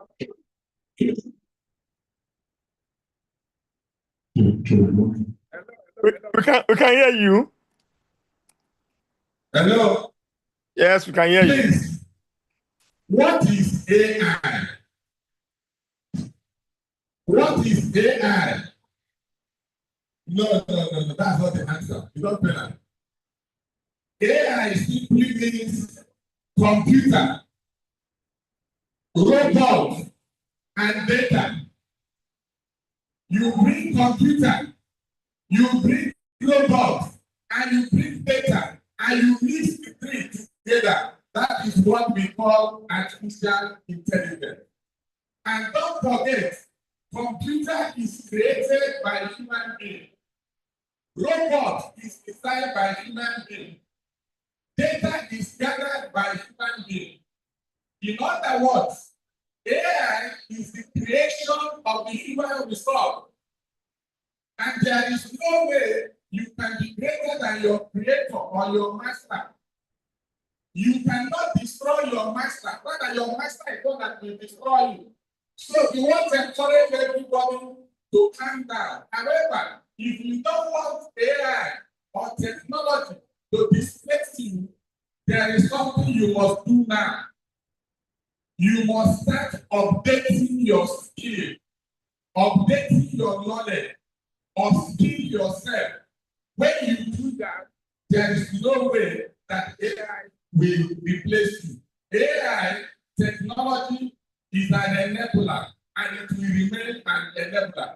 We thank the organizers for a job well done, and we wish you a fruitful celebration. Thank you so much.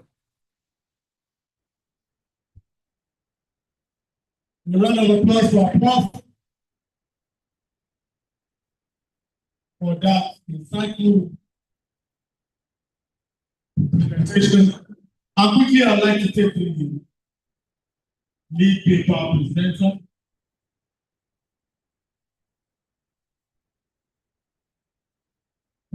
Question. Please, you can just, if you have any questions, you can just write it out.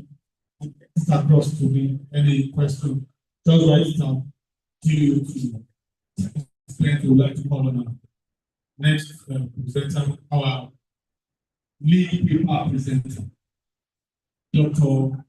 Bakari Daisy. Can you please be on? Before the citation, I'd like to tell you that apart from being a lecturer, senior lecturer in the Department of Business Administration, Faculty of Management Sciences, is also the vice president, one of the alumni of FCT Akok. You may not know, he's a very quiet man, but I just need to speak out. Let's welcome him. He's a council, no, he's a senator in the University of Lagos. He's a member of the Senate. Dr. Bakari right now. He's a senator. Can we please give him another round of applause? I don't want to say other things, but I don't say that because it's his friend. Start mentioning it. He's also coordinator of higher program. Yes, PhD program in that faculty in University of Lagos. He's a top. Can we have the citation? Where is Mrs. Oh, all right, she said.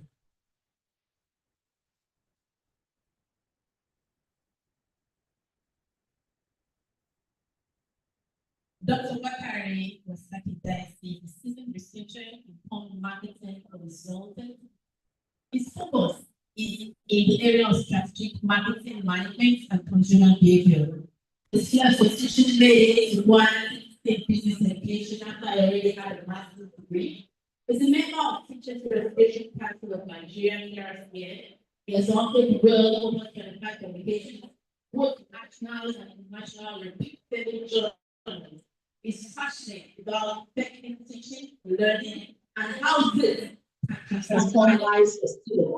He has the time availability and award for technical and business education that accept accreditation of marketing courses at any level. Technique or your is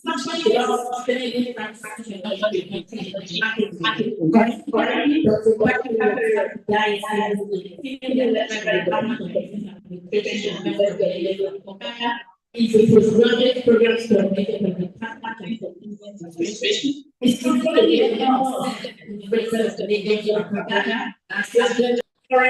national banks of the local association of the Federal College of Education, Technical and Program. Please welcome Dr. Bakari.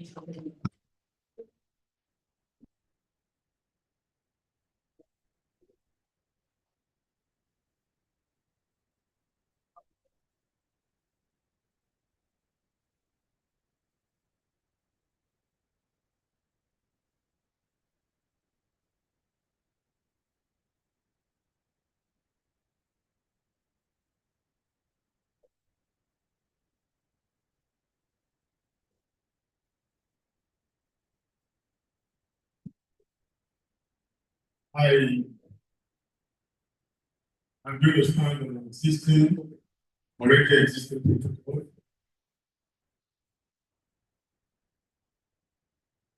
The speakers before me have at one time or the other spoken inclusive innovation in business education. All of them have talked about technology and how this has transformed the way things are done. Having said all of this, I will still do what I am asked to comment to.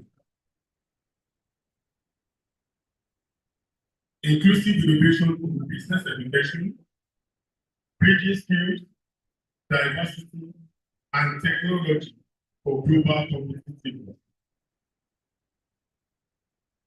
Hello.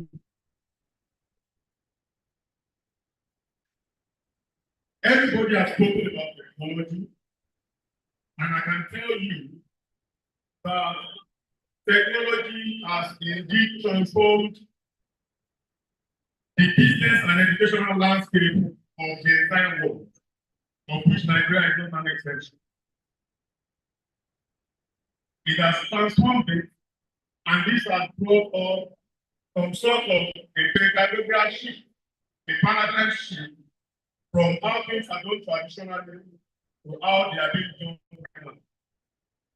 Right now, I can sit in my house and get so many things done. As far as education is concerned, I can sit in my office and conduct lectures and do so many things in the corner of my office.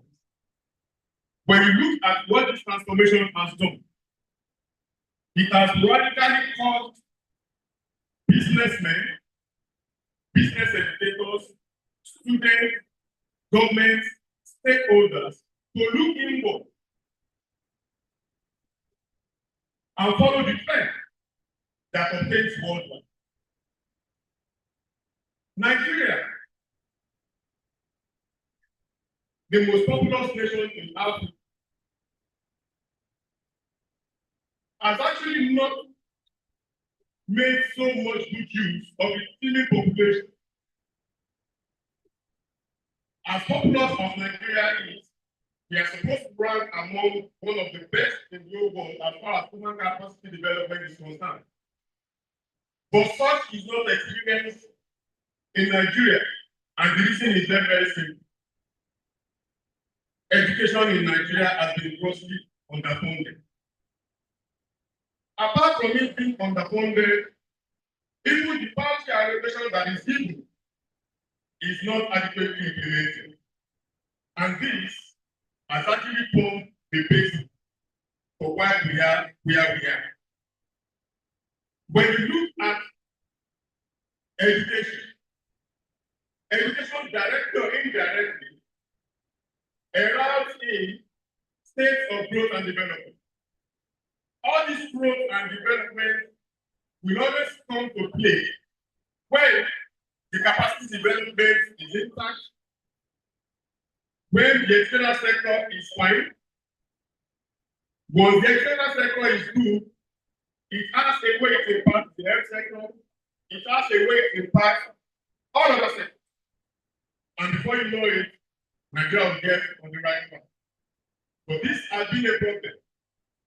It is underfunded, corruption has been deep, the little that is allocated to education is being taken away directly or indirectly.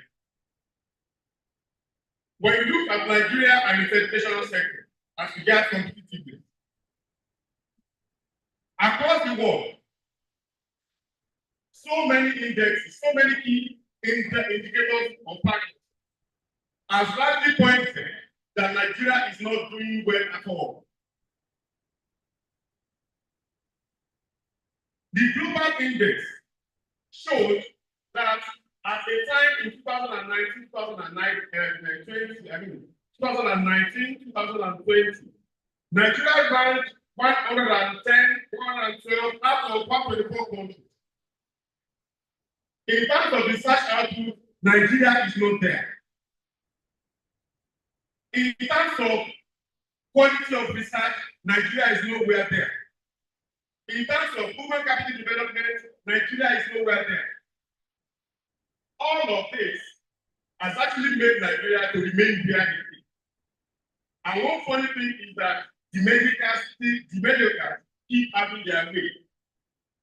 Those who have what it takes to take this country to the next level are nowhere near where policies have been made.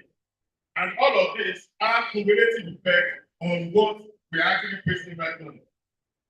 When you look at what allocation as regards education, when you look at budgetary allocation of Nigeria with respect to education, you will find out that it is alarming, very, very disbelieving, that Nigeria finds it very, very hard to come up with a minimum benchmark of 15%.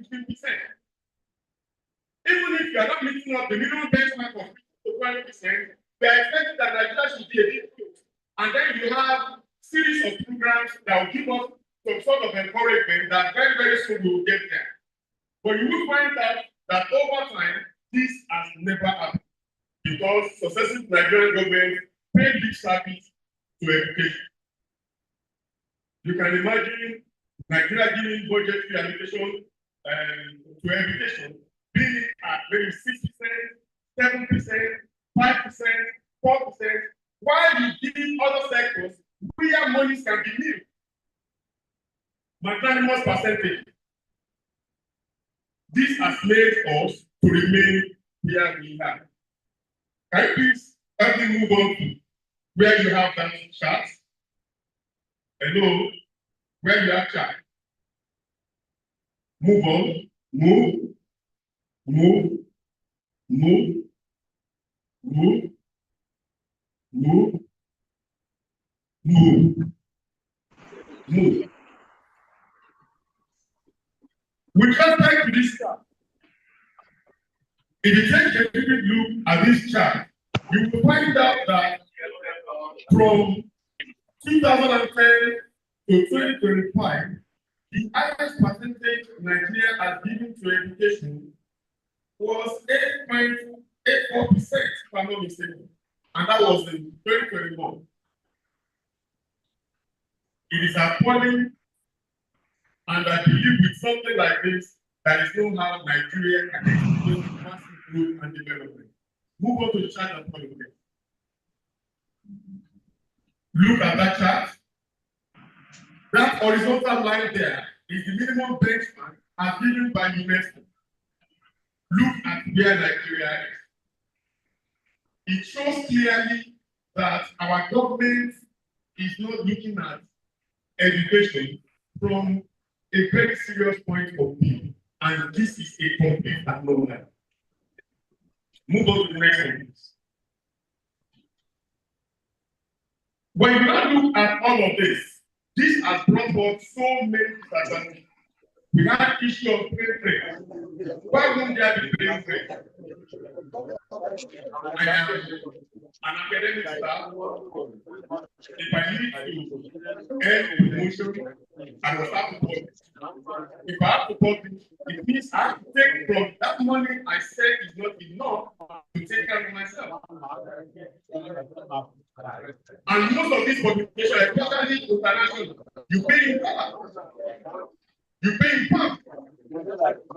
But here and there, government and its officials sit down to say the academics are not doing more.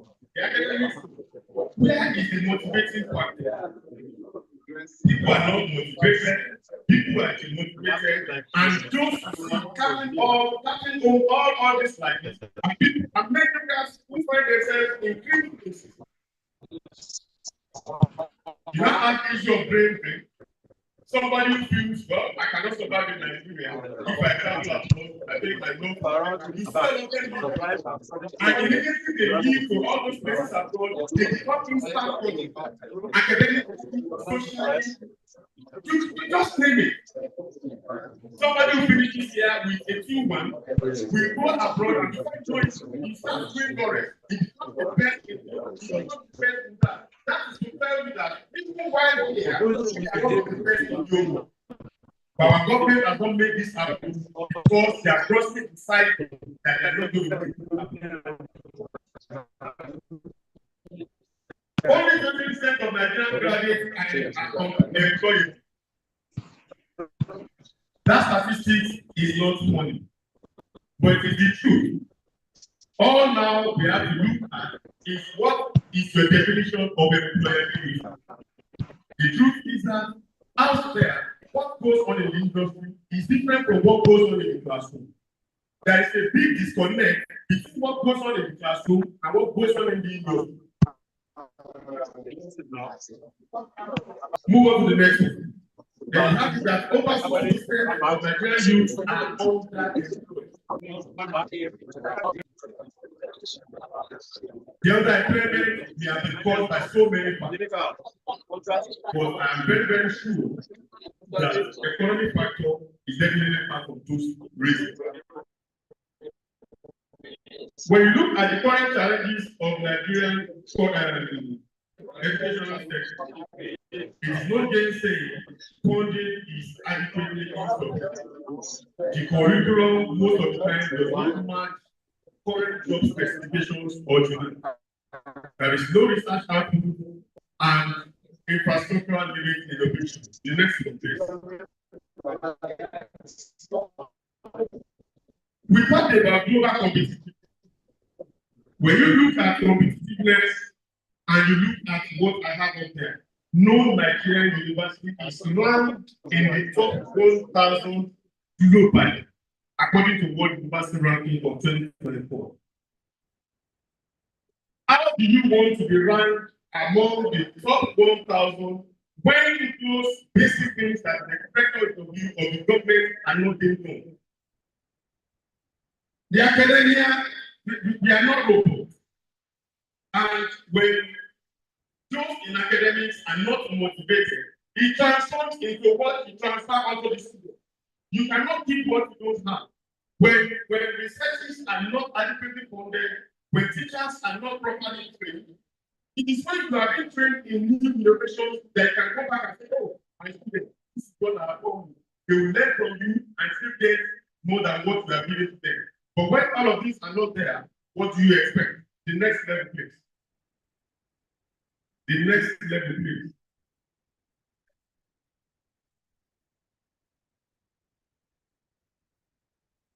Apart from what we have said, what I see up here is bridging the gap. Industry, academia, disconnect. I said that in the past. There is a great disconnect between what is being taught in the classroom and what goes on in the industry. Our curriculum seriously needs to be revisited because it is outdated. Our graduates lack relevant and in-demand skills. And for national growth to be experienced in Nigeria or to pump up in Nigeria, it means that something drastic must be done about it. The next one, please. The next one, please. Well, if that is not going to happen, after this, where I expect this time to go is where I do some sort of the comparative analysis between what goes on in Nigeria and some other countries in Africa. It will shock you that a country like Ghana allocates at one time 39% of its annual budget to education. A country like Senegal, at a point in time, allocated 20-something%, over 25-27% to education. A country like Kenya, country like South Africa, country like Morocco, all of these countries, you will come back to say Nigeria is the giant of Africa. It is giant indeed. But the truth is that for us to get to that level, our government needs to up their game. Our government needs to up their game. Because when you, I really, please, I want that chart, that comparative chart between, among Nigeria and the rest.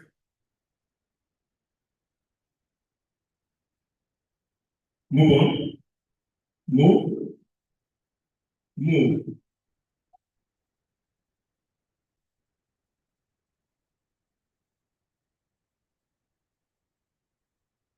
You are back. It should be wrong, yes.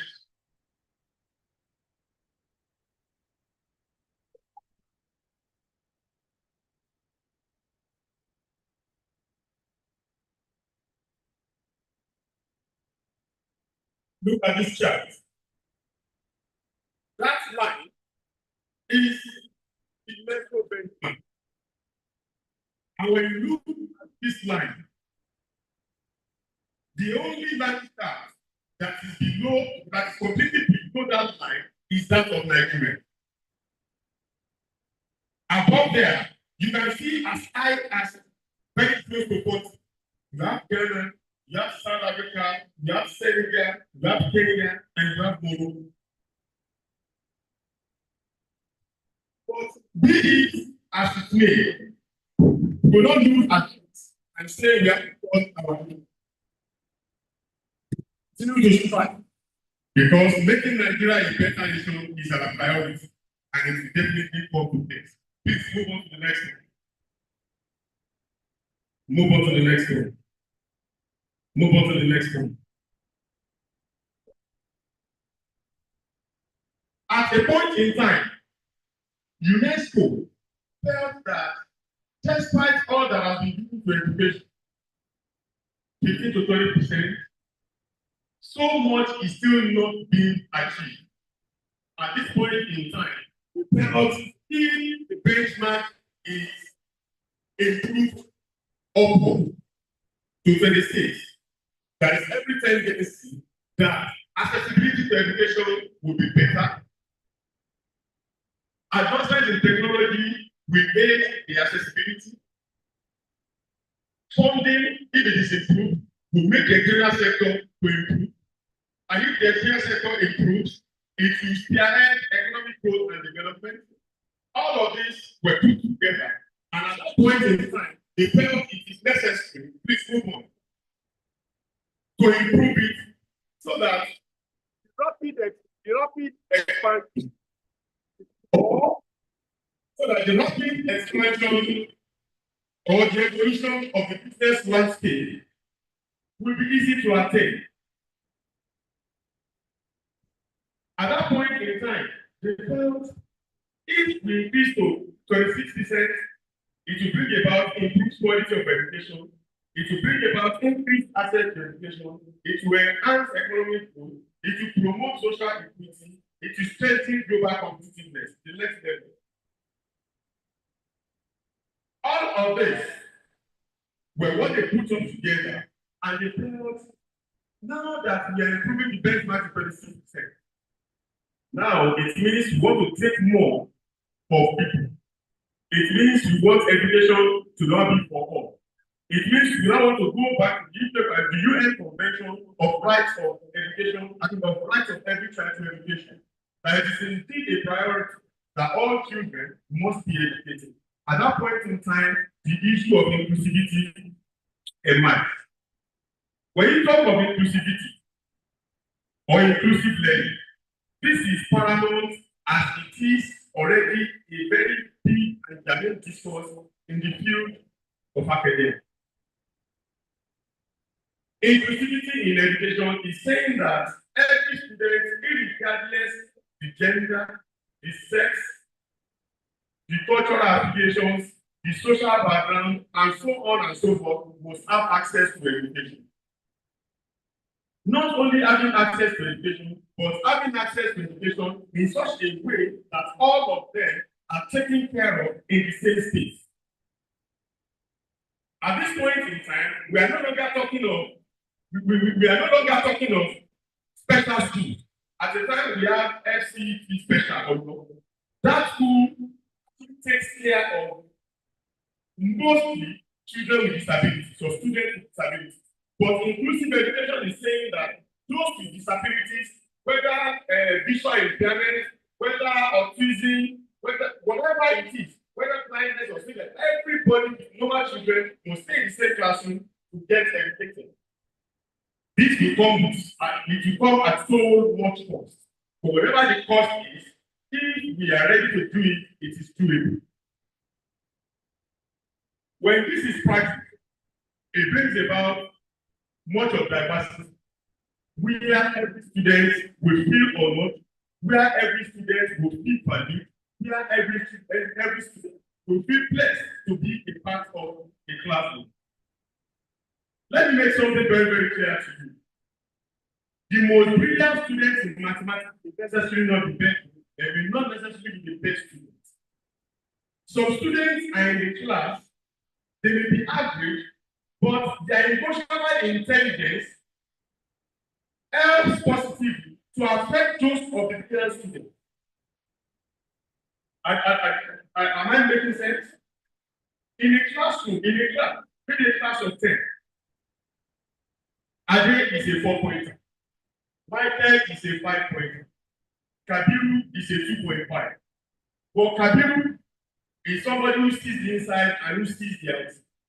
When anything is wrong, Kabiru is there, is the shoulder to lean.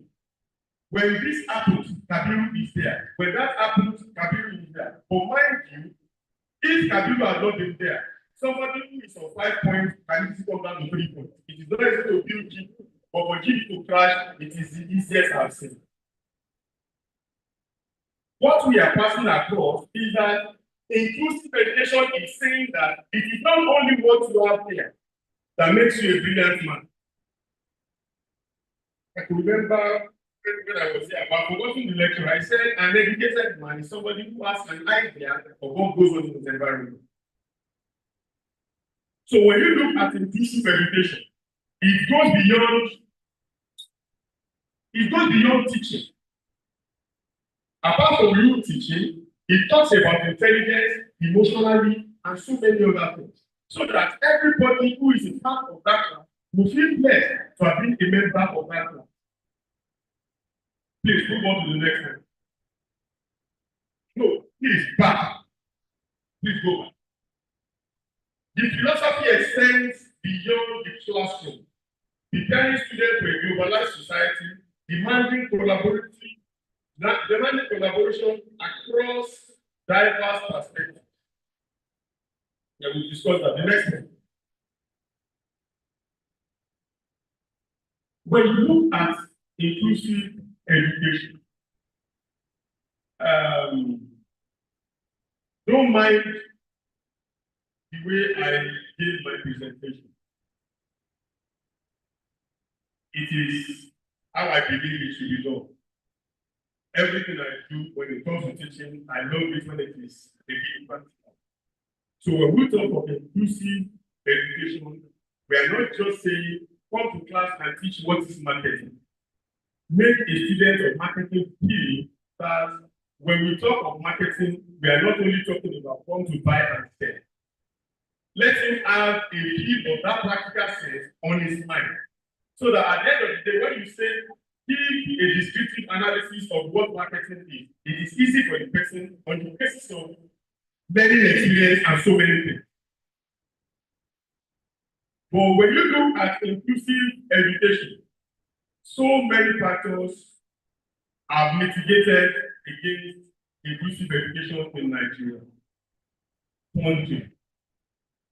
For us to move forward, funding must greatly be improved so that the academia can have a better sense of motivation to get the job done.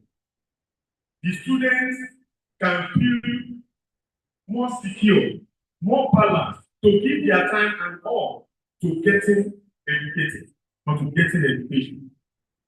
The curriculum needs to be reviewed. My prof said he wonders why people always talk of curriculum review, that over time, curriculum has always been reviewed every 5 years. It is true. But the physical transformation of that review has never been really felt. Inclusive education is saying that I am now in a class where I have somebody who is visually impaired. Inclusive education principle is saying that I must make sure that that person feels some sense of equity, that is not being disenfranchised. What it means as regards inclusive education is that we must make provision for that kind of a student. Let me give you an example. One of my students just finished from MSc. He made 4.11. He said he wanted to go for PhD. Why we could not give him admission was that the facility was not on ground. And that's one of those things we are discussing when we talk of inclusive education. If we have had facilities, if those infrastructures are there, technically we would have been given admission. And that is somebody, he just has problem with his sight. But he is better mentally than so many people who have nothing wrong with them. So with respect to curriculum is not all about giving the course out. Curriculum has something to do with requirements. tailoring whatever is in the curriculum to meet industry needs and standards. People will say our graduates are not employed. Why are they not employed? These are people who have praised. But the truth is that all they are done during the 4 years of their training in school, either in NCE or at the university level, are been theory. Inclusive education is saying, take this beyond theory. I am in a class. I want to give students an assignment. Give them projects. We are not talking of projects that people just sit down and go to ChatGPT and you give them the answer. No. Give them really live hands-on projects that students can sit down and say, yes, this is. And one funny thing about all these projects is that the moment you are engaged in it, it goes a long way. The retentiveness of such in your memory will go a long way. I am in a class, I want to give an assignment.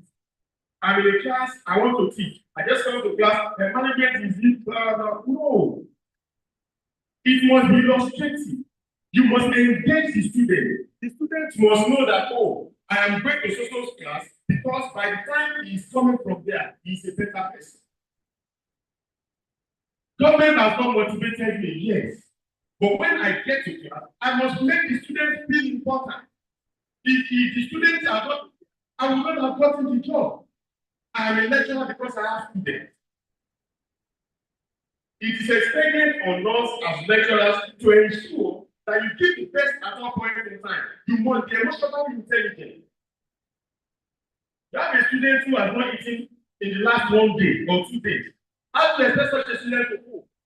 But as somebody who is in the classroom, your emotional intelligence must be high. And at that point in time, your inclusive education must be on point. So when we talk of the design curriculum, we are still saying that our curriculum must be tailored to ensure that need specifications are met. You talk of teaching methods. You talk of assessment methods. Assessment does not have to be test. And students, last week, we did so and so. Next week, we are going to talk on distribution. Share them into groups. Peer-to-peer interaction. Peer-to-peer interaction, before you know it, makes the students better. Because A will teach B in the language you understand. The language you understand may not be the language I am going to understand. But however it is, when he listens from another person's angle, he gets more. By the time he goes back to sit, he understands better. Why is there a big gap between the academia and the industry? It is because there has been a big disconnect. And how can this disconnect be bridged? At one point of time, Professor Fakorede discussed about CWEC, and the students really don't do. Any student who does not do that is denying himself an opportunity to learn one or two things practically from the outside. Invite people from the industry. Let them give real life talks. Let them give real life teachings to the students. At times when they see them, the last man who left here talked so much about himself. But something was that I did not forget. He finished from this school of learning. And he believed that graduates from here are not done. So, when we look at inclusive innovation, bridging gap, skills, diversity, and technology for global competitiveness, I will close this remark by saying, though Nigeria has got over 30% out of school children, education has not been properly funded, the party allocation has been grossly mismanaged, there has been brain drain, research output very, very low, despite all of this, what gives me joy is that anytime somebody from Nigeria leaves the shore of this country, they go out there and they become instant success. That is to tell you that we have so many genuine genius instincts in us. This Western world, this developed nation, they tap from all of this and they turn our son to theirs. They will not tell you, Bakari Nasaki, Joe of Nigerian origin. What they are telling you now is that he's their citizen, but it's a second class one. So what I'm passing across is that innovative education, inclusive education is not all about only the government, it includes all of us. And I believe that all of us participating truly will take Nigeria to the next level. Thank you and God bless.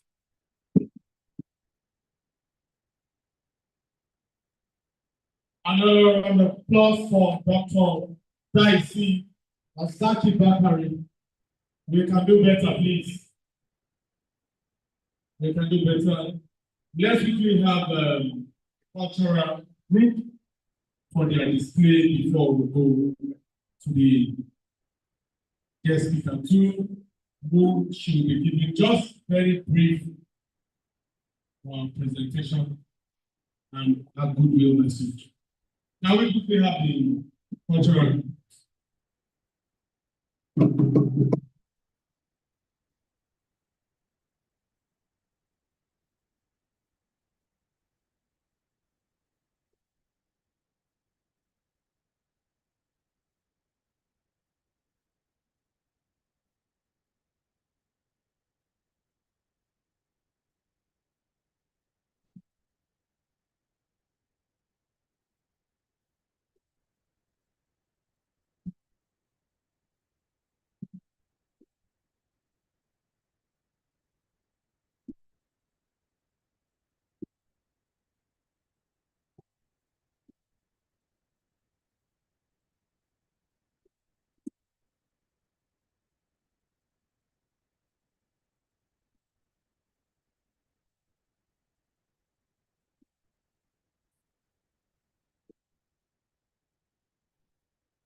Okay.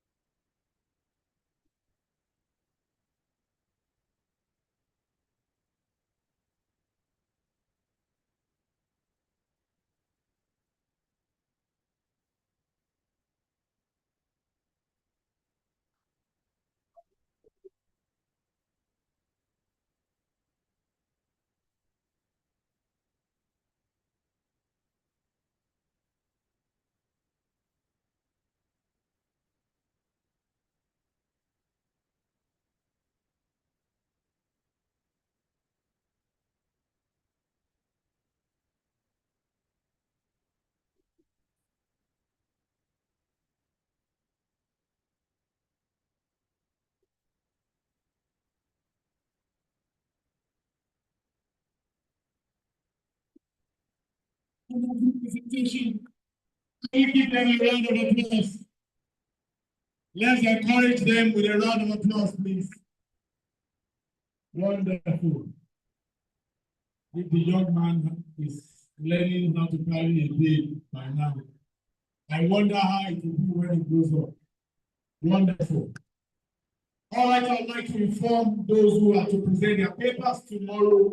They should get it ready. The soft copy and the hard copy is expected to be presented. You send forth your soft copy and your hard copy should be made available. And the venue for the presentation will be communicated to us. All right, I'd like to use this opportunity to call on our guest speaker 2.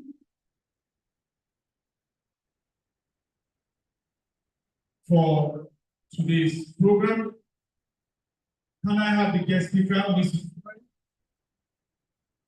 Chiwoku, to be on her feet while we take your citation?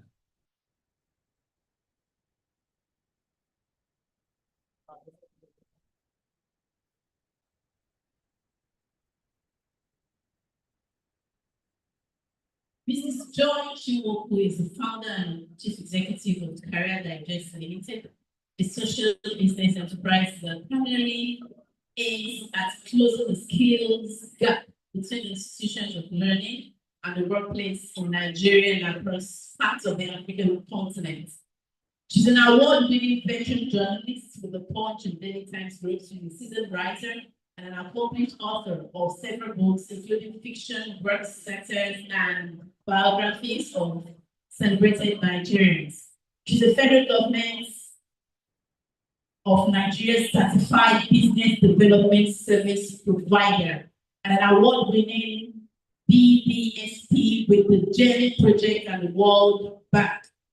She possesses a certificate of distinction from the World Bank Group of Training for Development in the Age of Global Value Chain, and that was in 2020.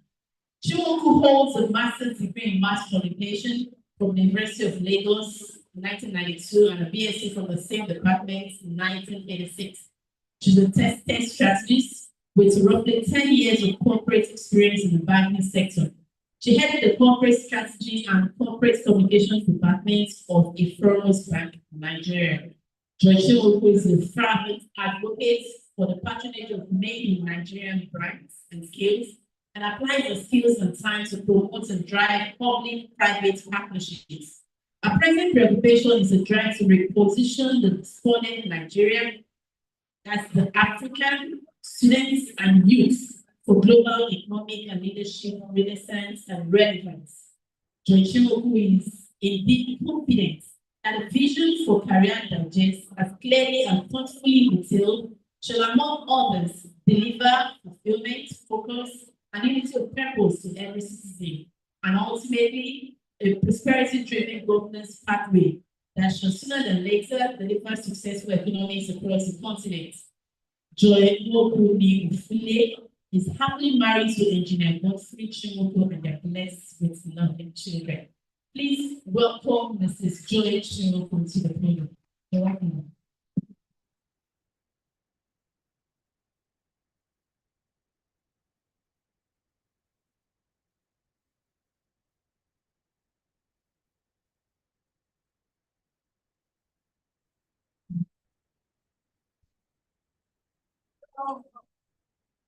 Hello.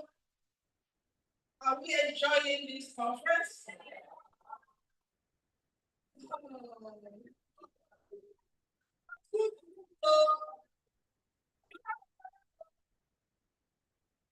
Outstanding, everyone. Every outstanding. Let's speak to the left. Speak to the right. Left, right, left, right. May we keep our time.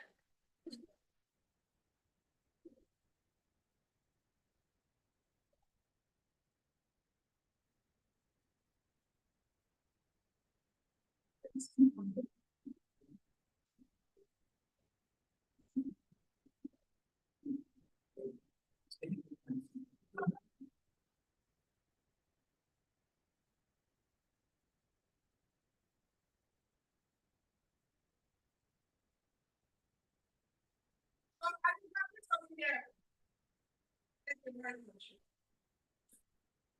So we've had so many interesting lectures. I realized at some point I was taking more notes than you people, and I said to myself, continue, right? You know why? There are some people who are not privileged to be here. They will just see one social media reference to this gathering somewhere, and they will go to town with it. Hello. Please, I'd like some concentration, please. I'd like some silence. I'll wait for it.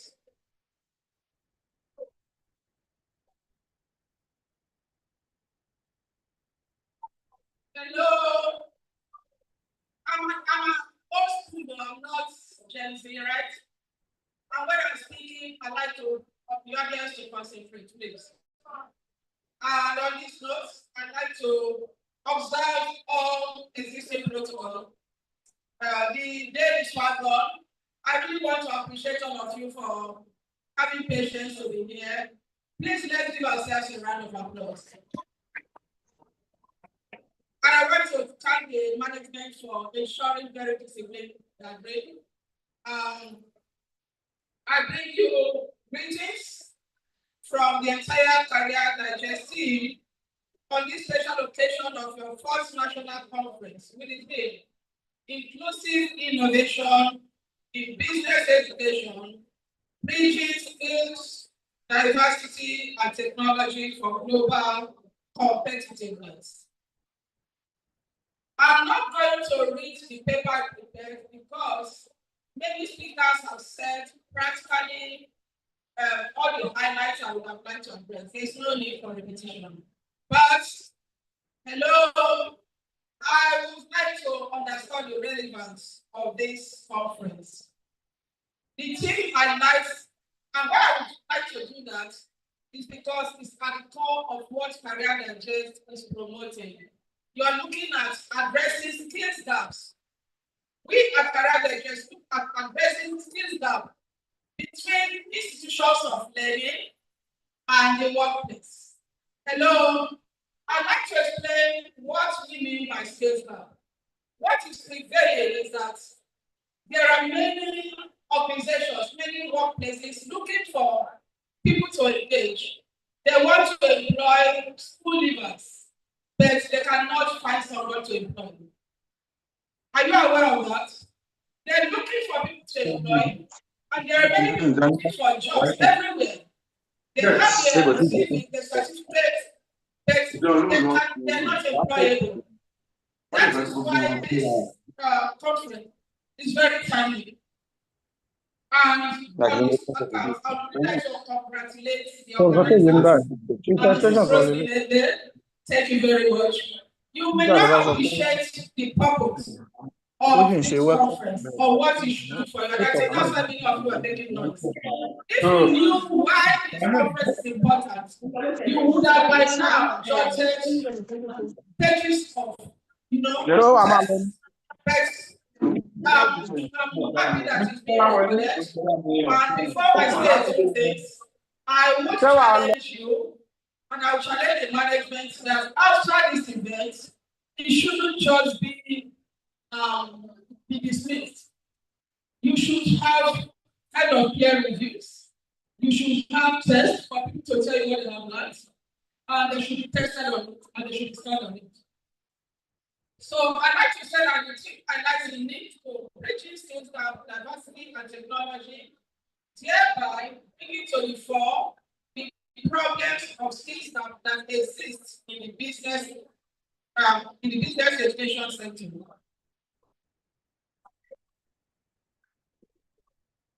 Hello. From the team, that the importance of inclusivity and diversity in business education shall be amplified. This has been well spoken about, so I'm not going to repeat it. But I'm going to say that teachers have a lot to do to be practical, has also been mentioned. And so I will just add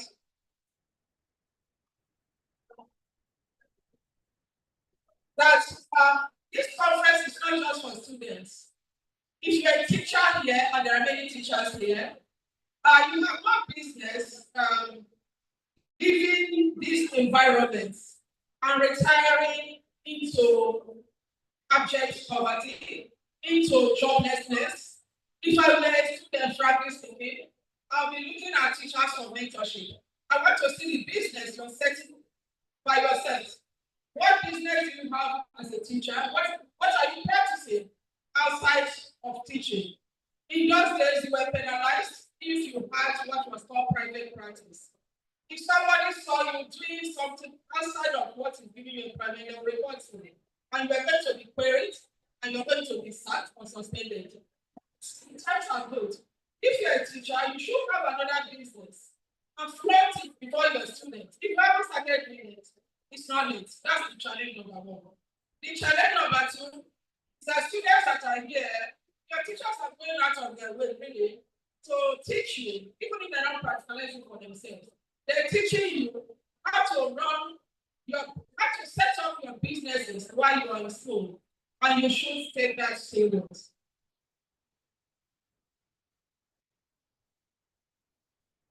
So, like I said, the objectives of this conference, starting with our Drives and Career Digest, what we do mainly to rally stakeholders. You are talking, you noticed something somewhere when the last speaker was speaking. You are having inclusive, it's called inclusive learning, inclusive teaching. And Career Digest thinking as inclusive collaboration. So, you can actually collaborate among yourselves as students. I'd like to introduce that to you. If you are a student and you have a skill, you can collaborate with another person that has another skill that can complement your skill. If the laws of this school allows it, you can collaborate with your teachers. Maybe your teacher can be your consultant if the rules allow it. But just saying that we can collaborate.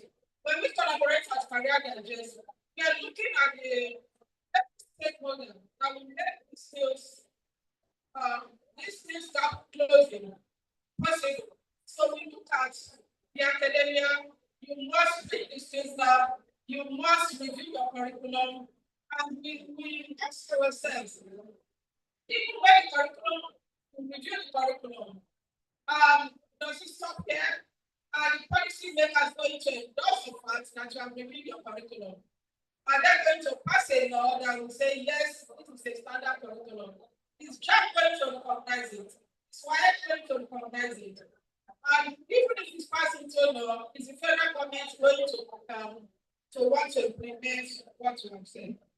And so it is my personal hope that this conference will inspire the enhancement of business education beyond this Federal School of Education nationwide. We challenge you to make it so successful that you become a role model for other federal colleges of education nationwide.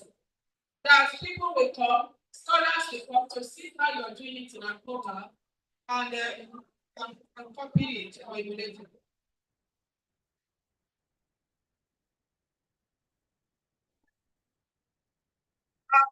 So, as I said, I wish to frankly congratulate once again the students of this college for this valuable experience and expert guidance and mentorship. You will take it more serious if you understood that across industries, innovation, inclusivity, and digital transformation are redefining the skills and competencies required for success. If we get students, I said, if you are here, you are not listening. Sorry. Some people are listening. I can see those that are listening. If you don't listen, you go back tomorrow. You'll be wondering if you went to the same school. If the best students will sadly be constrained in their capacity to drive innovation and growth. Certificate acquisitions are becoming meaningless without relevance and complementary possession of urgently needed soft skills. If I were to ask, I don't know, if you not be talking to ourselves, we have a student in the house that can tell us what we mean by soft skills. what we mean by 21st century students. I will soon stop, but I'd like to be sure that somebody, at least one or two persons, are up to date with us. Okay, I thought you were coming here. So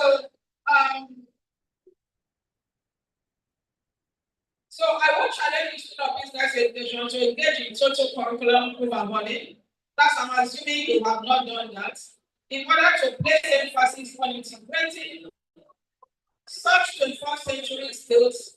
When we talk about 21st century skills, we are simply talking about critical thinking, we are talking about creativity, communication, networking, collaboration, things you take for granted, everyday skills that even if you are an engineer, even if you are a doctor, even if you are a pharmacist, even if you are a professor, if you don't have those soft skills, you are not going to make it.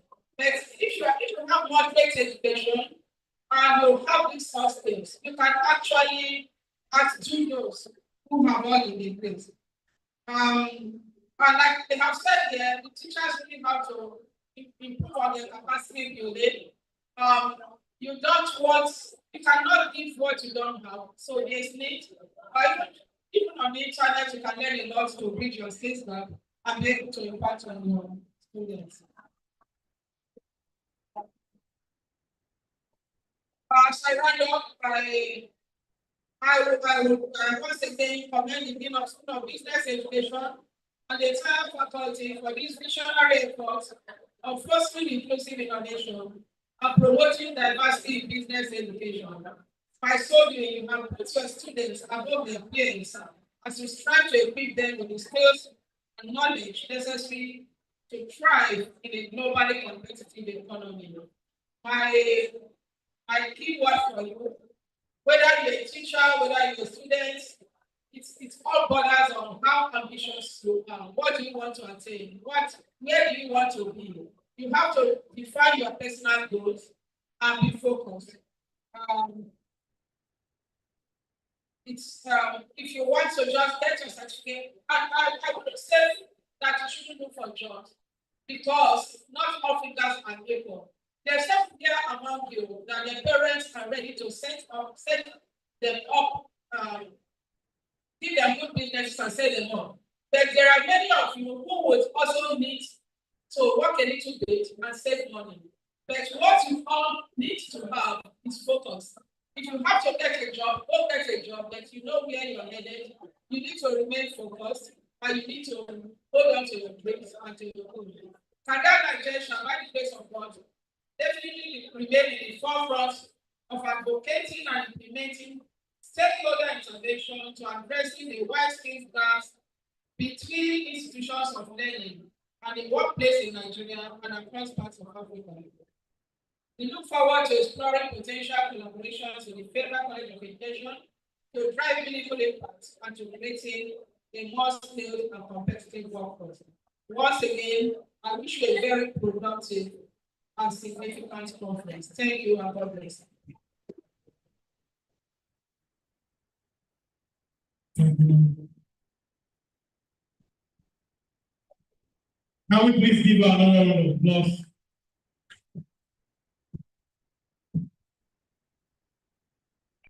We're almost coming to the end of the program. Now we want to do a presentation of awards.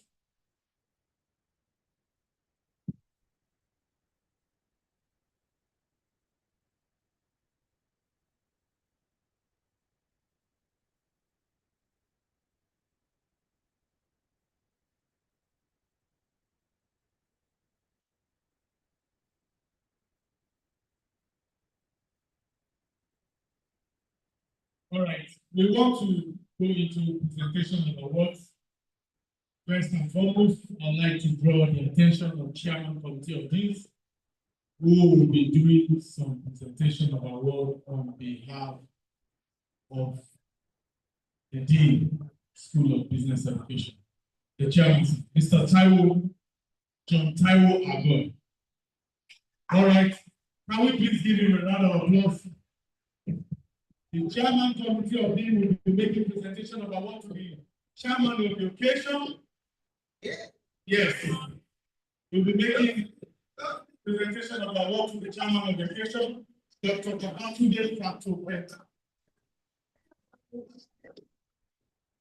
We'll begin the awards.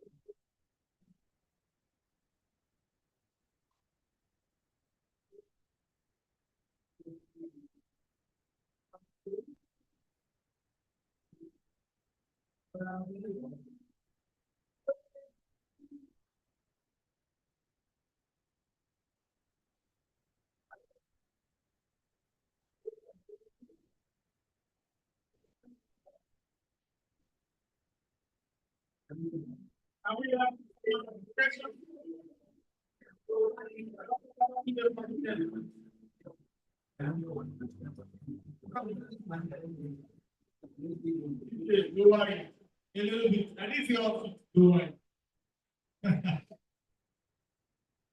My goodness. So the chairman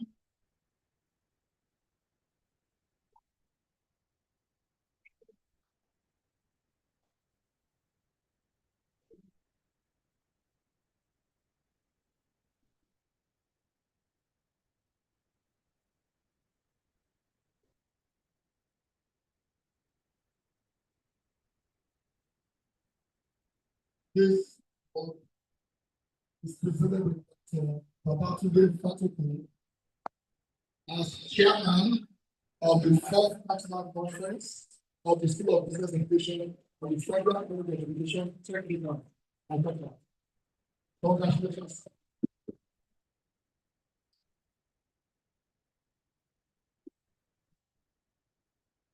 Congratulations. So let him open it, not snap. Let him open it again. So when you open it, not snap.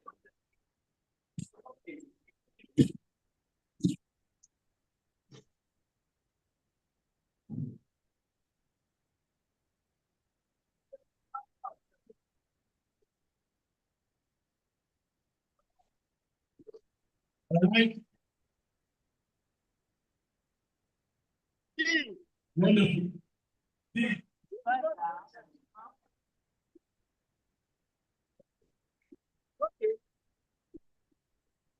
While we have done that, Chairman Committee of Deans will still wait for him to do another presentation. We also want to make a presentation to the special guest of honor.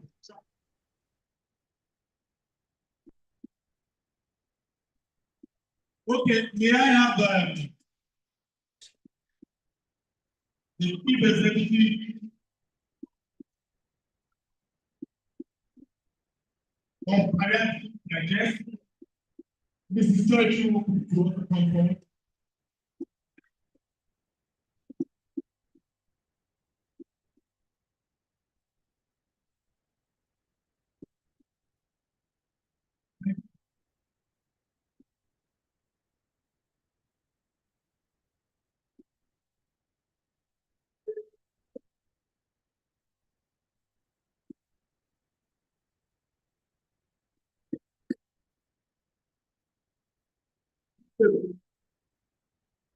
This award is hereby presented to Mrs. Joy Chukwu. Please silence at the back, please. The Chief Executive, Career Digest, and to get the criteria and the School of Business Education for National Conference. Congratulations.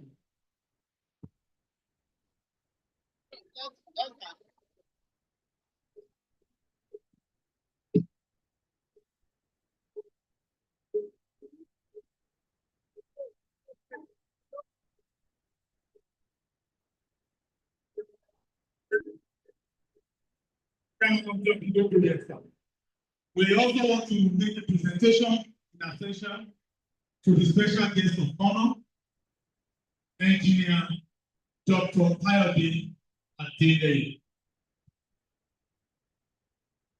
Mrs. Adeleye can come forward to receive on behalf of Engineer Dr. Kayode Adeleye.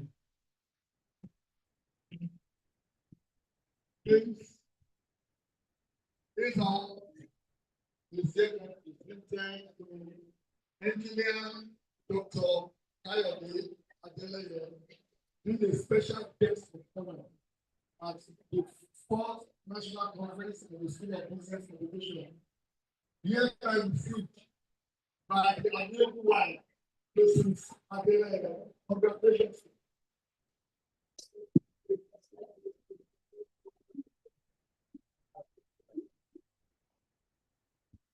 Hold on.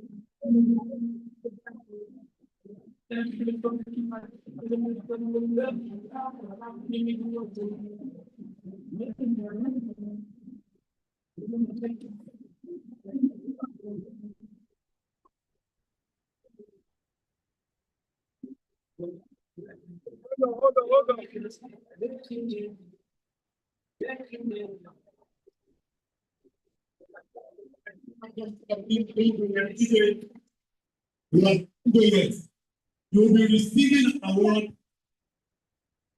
on behalf of the activities. And this will be presented by the dean.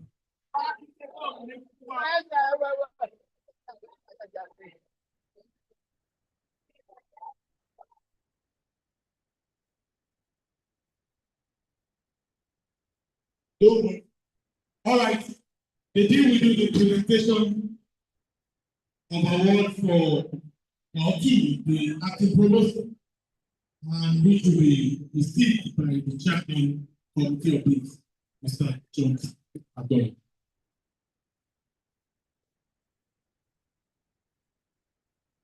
On behalf of the leadership, staff, and students of the School of Business Education, we heartily present this speech to the acting provost, Dr. Isaac Oluwatoyin Miller. He is the father of the institution. He has been a great support to this academic landscape. On this note, we say thank you, sir, for all that you do. And it's going to be received by the chairman of the committee of this, Mr. Taiwo John Agoy, the Dean, School of Science Education.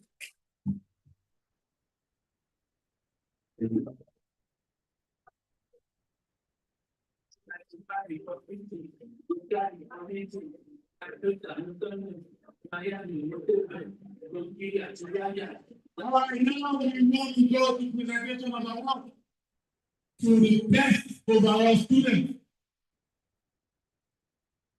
Presentation of award to best student in NC1, NC2, 2023, 2024, 2024 academic session. Presentation of award to best student in NC1, NC2, 2003-2004 academic session, to the most entrepreneurial student, University of Benin, in affiliation with Federal College of Education Technical Accord. All right, and lastly, we'll be taking the overall best student. Overall best student. Okay. For NC1, 2023-2024 academic session. NC1, OTME, with an applause. Welcome, Mani Amaraki Grace, with 4.2 Mani Amaraki Grace, 4.27. You can do better. Students, you can do better.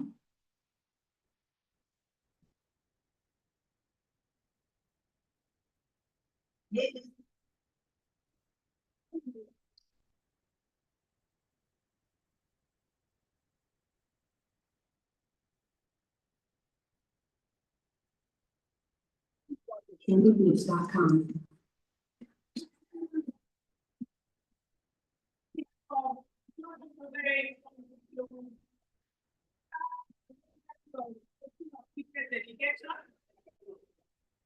I have to present the certificate to Manu Amarachi Grace.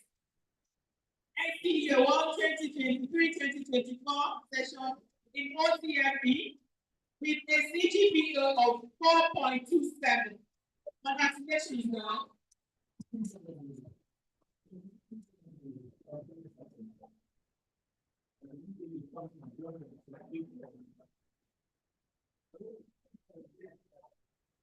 All right. I'd like to call on the entrepreneurship 23-24 session, SC1. Timothy Juliana Blessing, 3.71. Timothy Juliana Blessing, 3.71. We can do better. Acknowledgement.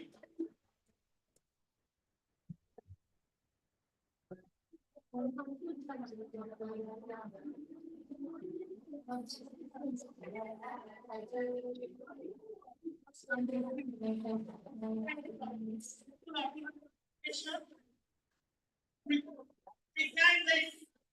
this award and the certificate to Timothy Juliana Blessing. She was in SE1 in 2023-24 academic session, and she edged the best students in entrepreneurship education with the CGPA of 3.71. Congratulations, girl.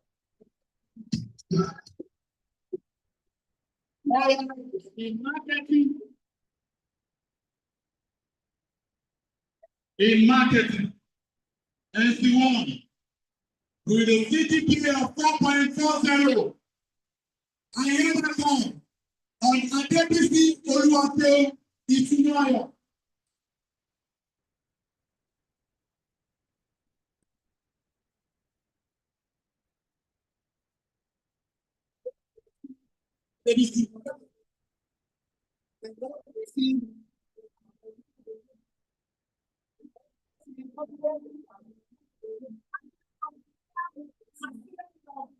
School of Business Education, I happily present this award and certificate of achievement to Adebisi Oluwa in the Department of Marketing Education 2023-2024 session with a CGPA of 4.40. Congratulations, girl.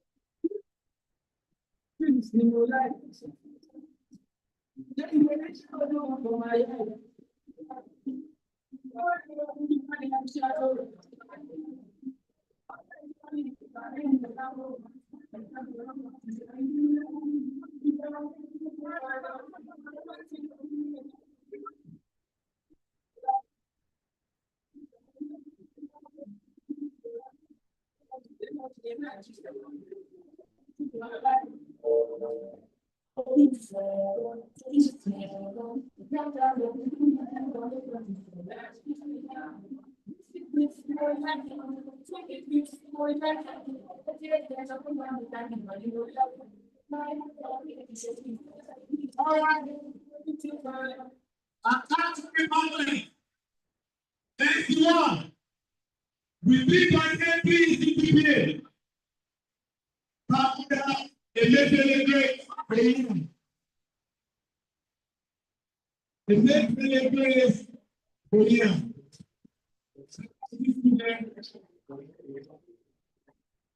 NC1. Of the School of Business Education, and actually present this award and gift to Emefiele Grace Onyero in the 2023-2024 academic session. She emerged the best Department of Accounting Education with a CGPA of 3.83. Congratulations, girl. All right.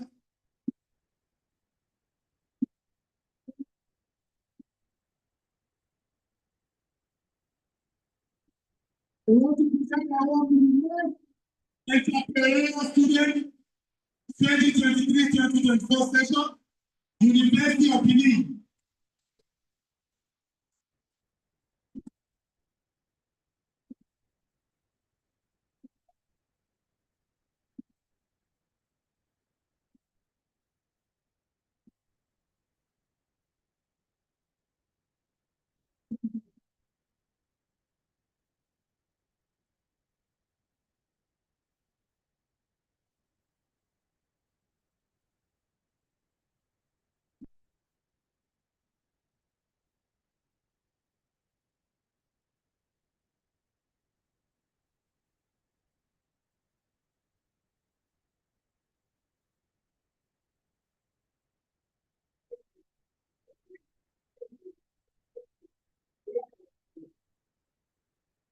The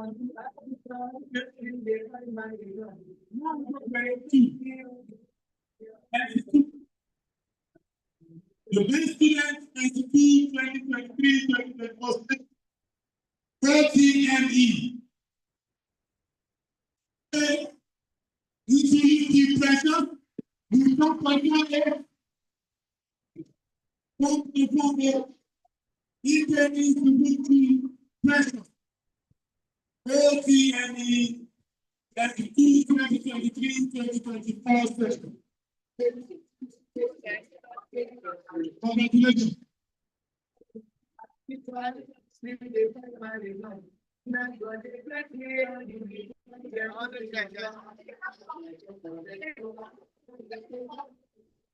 School of Business Education actually presented gifts and certificates of achievements to Ike Subechi Precious in the Department of Office Technology and Management Education, NCA 2, 2023-2024 academic session with a CGPA of 4.48. Congratulations, girl. Wow. Congratulations.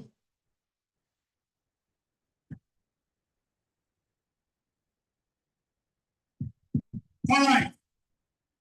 For marketing 2023-2024 academic session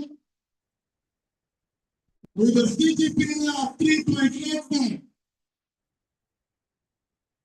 Can we have Mohammed Ibn Abdulaziz?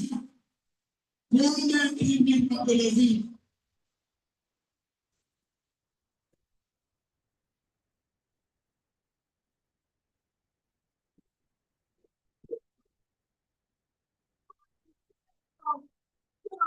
Education on this location of the Fourth National Conference.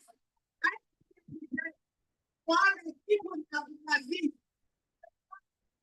education, period 2, 2023-2024 session, with a CGPA of 3.84. Congratulations, God.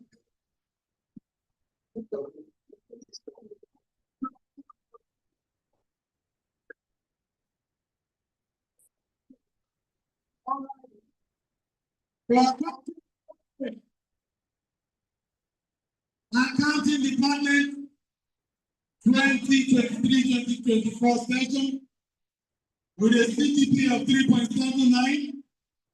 Can we have Oguchi Eyeki Azumta?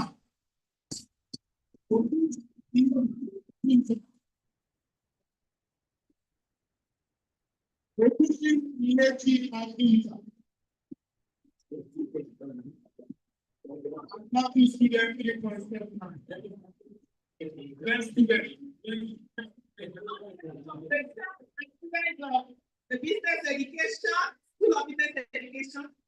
On this conference of this ceremony, I have to present to you the best students of 2023-24 session in accounting education department with a CGPA of 3.79. Oguchi Ikechi Azonta. Congratulations, girl.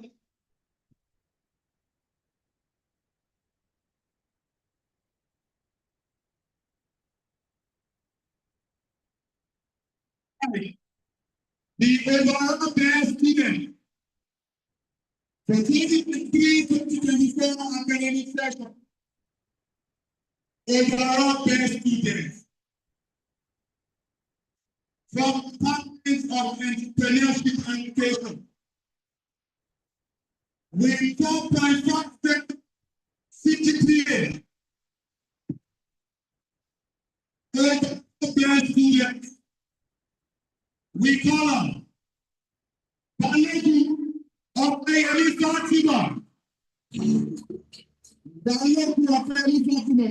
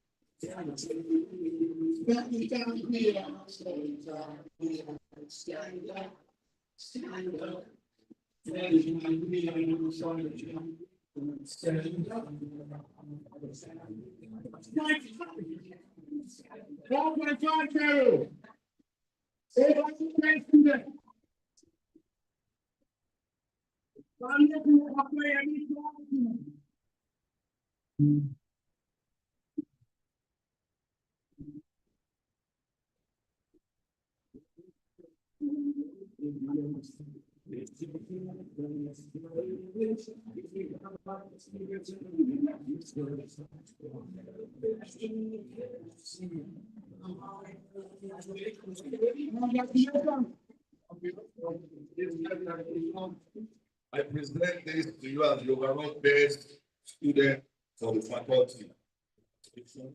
Congratulations. Congratulations.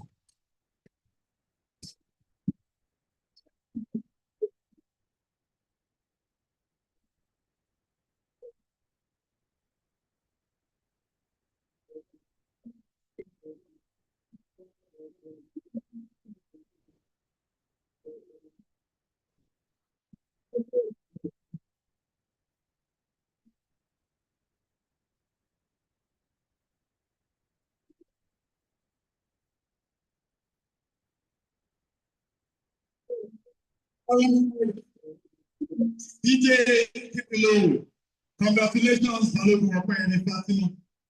Congratulations.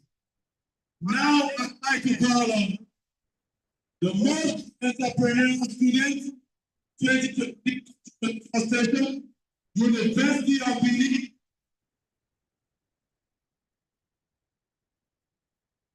All right.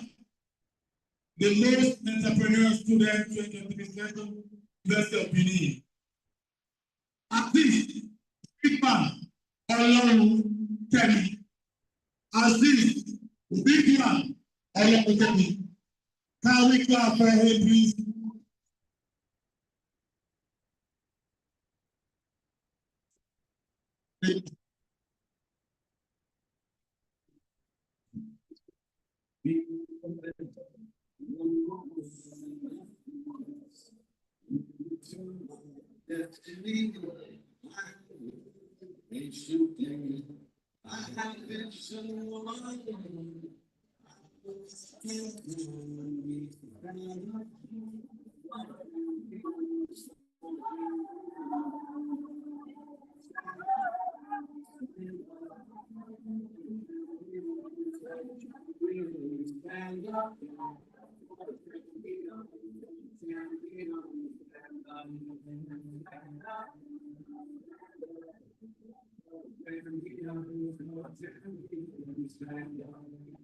Wow. That's beautiful. That's beautiful. Wow. Congratulations. Yes, it's a department of accounting. No. Congratulations to your Congratulations to all of you. Congratulations to all of you. We have come to almost end of the program. Almost end of the program because I want one item here and we'll wrap it up. May I have the man LOC? Students don't live here. Students don't live here.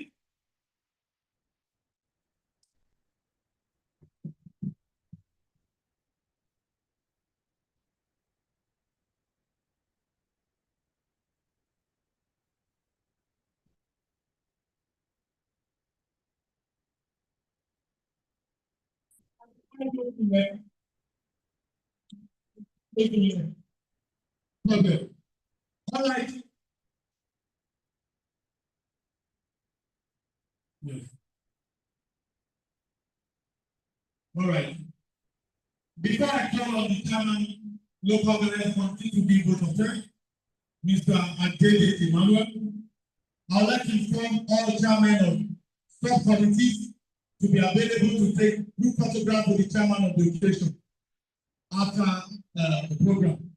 Chairman of subcommittees and the LOC, they will take a group photograph with the chairman of the occasion. Quickly.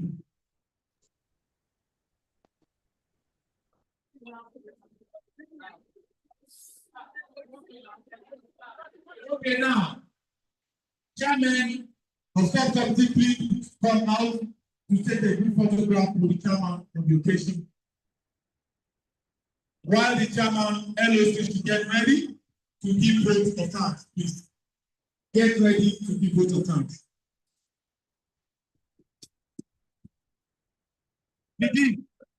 Begin. After this group photograph, what about all academic staff?